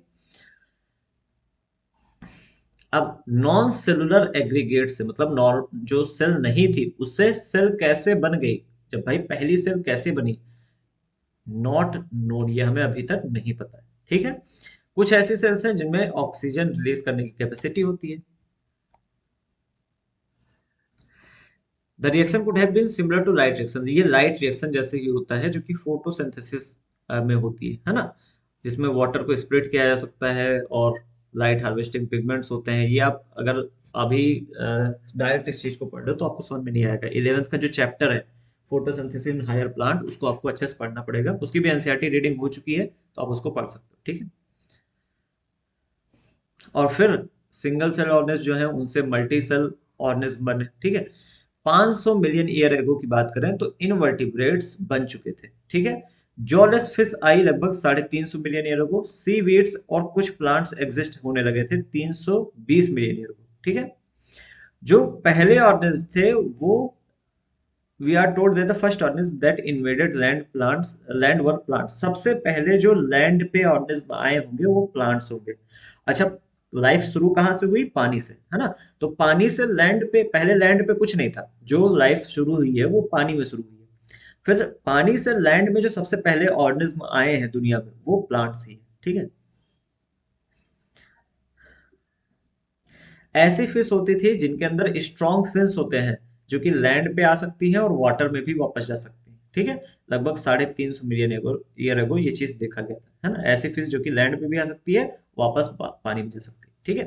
1938 की बात है, एक फिश साउथ अफ्रीका में पकड़ी गई जिसे हम सीलोकैंथ कहते हैं, ठीक है। जिसे हम कहते थे कि एक्सटिंक्ट हो चुकी है, हमें ऐसा सोचना था, हमारा ऐसा सोचना था कि ये एक्सटिंक्ट हो चुकी है, खत्म हो चुकी है सीलोकैंथ, ठीक है। लेकिन साउथ अफ्रीका में पकड़ी, ठीक है। इन एनिमल्स को लोब फिन्स कहते हैं। लोब फिन्स मतलब वही जो लैंड पे और वाटर वापस में जा सकती थी, है ना। जरूरत पड़े तो जमीन पे आ जाए, नहीं तो वापस चले जाए, लोब फिन्स कहते थे, ठीक है। Were first amphibians that live on both land and water, पहले एम्फीबियंस कौन है, यही लोब फिन्स, ठीक है। There are no specimens of those left with us, अब लोब फिन्स का कोई स्पेसिमेन हमारे पास है नहीं, ठीक है। हाँ, लेकिन हम ऐसा कह सकते हैं ये पूर्वज थे किसके, लोब फिन्स जो थी वो पूर्वज थे किसके, फ्रॉग्स के। फ्रॉग भी तो दोनों जगह रहते हैं, और सैलमेंडर्स जो कि दोनों जगह रहते हैं, ठीक है। Amphibians evolved into reptile, amphibian से रेप्टाइल बने, ठीक है। They lack thick shelled egg, जो रेप्टाइल्स थे उसमें बहुत ज्यादा थिक नहीं था एग, जो है उसका शेल बहुत ज्यादा थिक नहीं था, ठीक है। Which do not dry up in sun unlike those of amphibians, जो कि सन में ड्राई नहीं होते हैं एम्फीबियंस के कंपेरिजन में, ठीक है। इसके अलावा हम टर्टल्स हो गया, टॉर्टाइज हो गया, क्रोकोडाइल्स हो गया, इनके भी एंसेस्टर्स हम देखते हैं, ठीक है। 200 मिलियन ईयर बाद, है ना, in the next 200 million years और so, reptiles of different shape and sizes dominated on earth. बहुत important question, reptiles of different. अब यहाँ पे एक इंपॉर्टेंट चीज ये है कि देखो, जो कि आपको थोड़ा सा कंफ्यूजन होगा, हम 350 मिलियन ईयर पहले की बात के बाद यहाँ पे नीचे आए और यहाँ पे बोले हैं इन द नेक्स्ट 200 मिलियन ईयर्स। तो 350 मिलियन के 200 मिलियन के बाद, मतलब लगभग 150 मिलियन ईयर एगो रेप्टाइल्स का डोमिनेशन हुआ था, है ना। ये बोला गया है नेक्स्ट 200 मिलियन ईयर, मतलब 350 मिलियन ईयर के पे हम खड़े हैं मान लेते हैं, है ना। उसके बाद 200 मिलियन ईयर के बाद, है ना, 350 से 200 मिलियन ईयर के बाद रेप्टाइल का डोमिनेशन हुआ। तो कब हुआ? 150 मिलियन ईयर को, याद रखना ये चीज।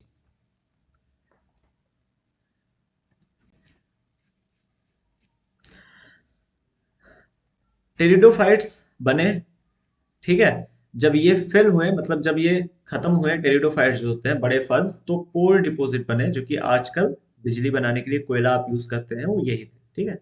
हम यूज करते हैं, आप क्या, ठीक है।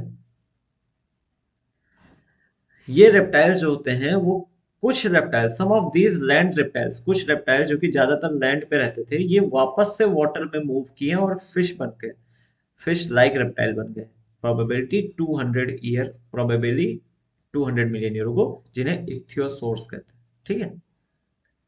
तो इक्थियोसोर्स क्या है? Some of this land reptile, जो ये जमीन पर रहने वाले रेप्टाइल्स थे, ये वापस से वाटर में घुसे और फिश के तरह रेप्टाइल, फिश लाइक रेप्टाइल्स बन गए, ठीक है। तो ये 200 मिलियन ईयर को हुआ। Land reptiles were of course the dinosaurs, ये जो लैंड रेप्टाइल है ये डायनासोर्स थे। द बिगेस्ट ऑफ देम, जिसे आप टीरेक्स कहते हैं, ठीक है। सबसे बड़ा ये होता है, सबसे बड़ा डायनासोर जो कि हमको पता है ना, Tyrannosaurus rex, T rex, were about 20 feet in height, ये 20 फीट के होते थे लगभग हाइट में। Huge fearsome dagger like teeth, चाकू के तरह तीत होता था इनका, ठीक है। 65 मिलियन ईयर अगो डायनासोर्स सडनली डिसअपियर, अचानक से डिसअपियर हुए हैं। तो इसी वजह से मूवीज बनती हैं जो उनमें दिखाया जाता है एस्ट्रॉयड का फेल होना, पानी का, बाढ़ का आना, ये सारी चीजें दिखाई जाती है, जिससे अचानक से ये खत्म हो गए, ठीक है। We do not know the true reason, सही रीजन हमें नहीं पता है, ठीक है। कुछ कहते हैं कि क्लाइमेट के चेंज की वजह से हुआ, कुछ कहते हैं वो बर्ड में बदल गए, है ना, डायनासोर जो थे बर्ड में बदल गए। लेकिन ट्रूथ इन दोनों के बीच में हो सकता है, ठीक। स्मॉल साइज रेप्टाइल जो उस एरा के होते हैं वो आज भी एग्जिस्ट करते हैं, है ना। जब रेप्टाइल्स, जब डायनासोर हुआ करते थे, तब के एरा के, तब के समय के छोटे साइज वाले जो रेप्टाइल हैं वो आज भी एग्जिस्ट करते हैं, ठीक। The first mammals were like shrews, shrews क्या होता है?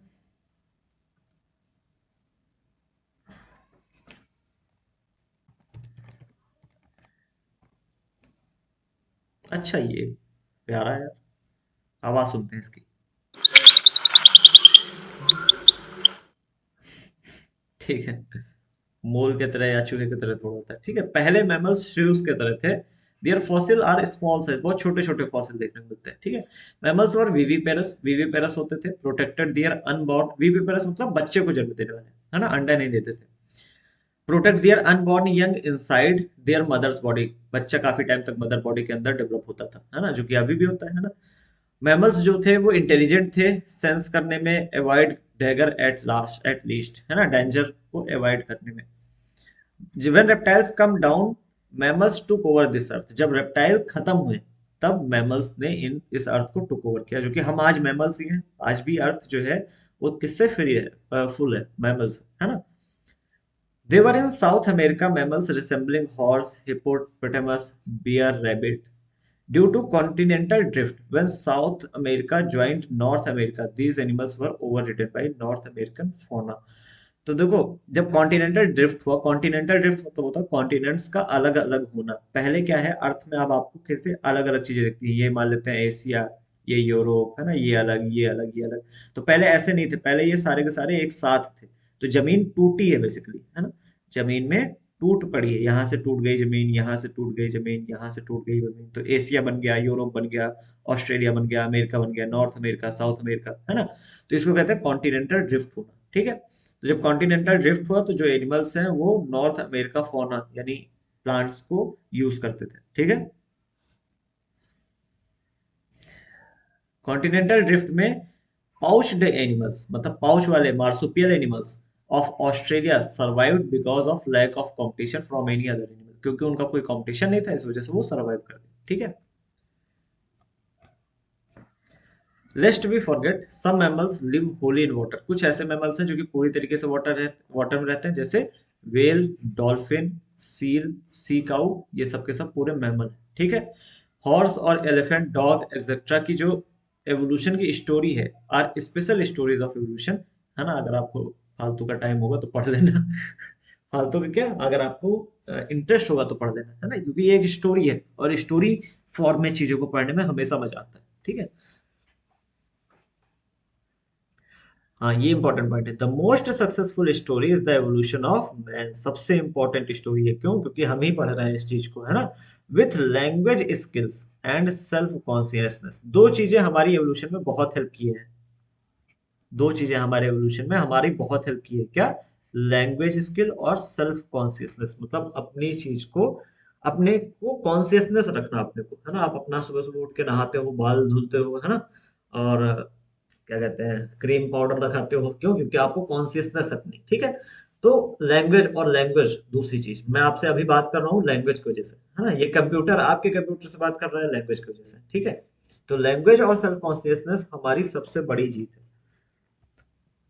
ठीक है। थोड़ा सा अब एवोल्यूशन ऑफ मैन के बारे में एक बेसिक बताया गया है, थोड़ा सा आप देख लेते हैं इसको। 15 मिलियन ईयर अगो, 15 मिलियन ईयर अगो प्राइमेट्स आए, जिन्हें ड्रायोप्टेरिक्स, ड्रायोपिथेकस और रामापिथेकस कहते थे, ठीक है। हेरी थे, मतलब बाल बहुत होते थे इनके, और गोरिल्ला के तरह ये चलते थे, ठीक है, गोरिल्ला और चिंपांजी जैसा, ठीक है।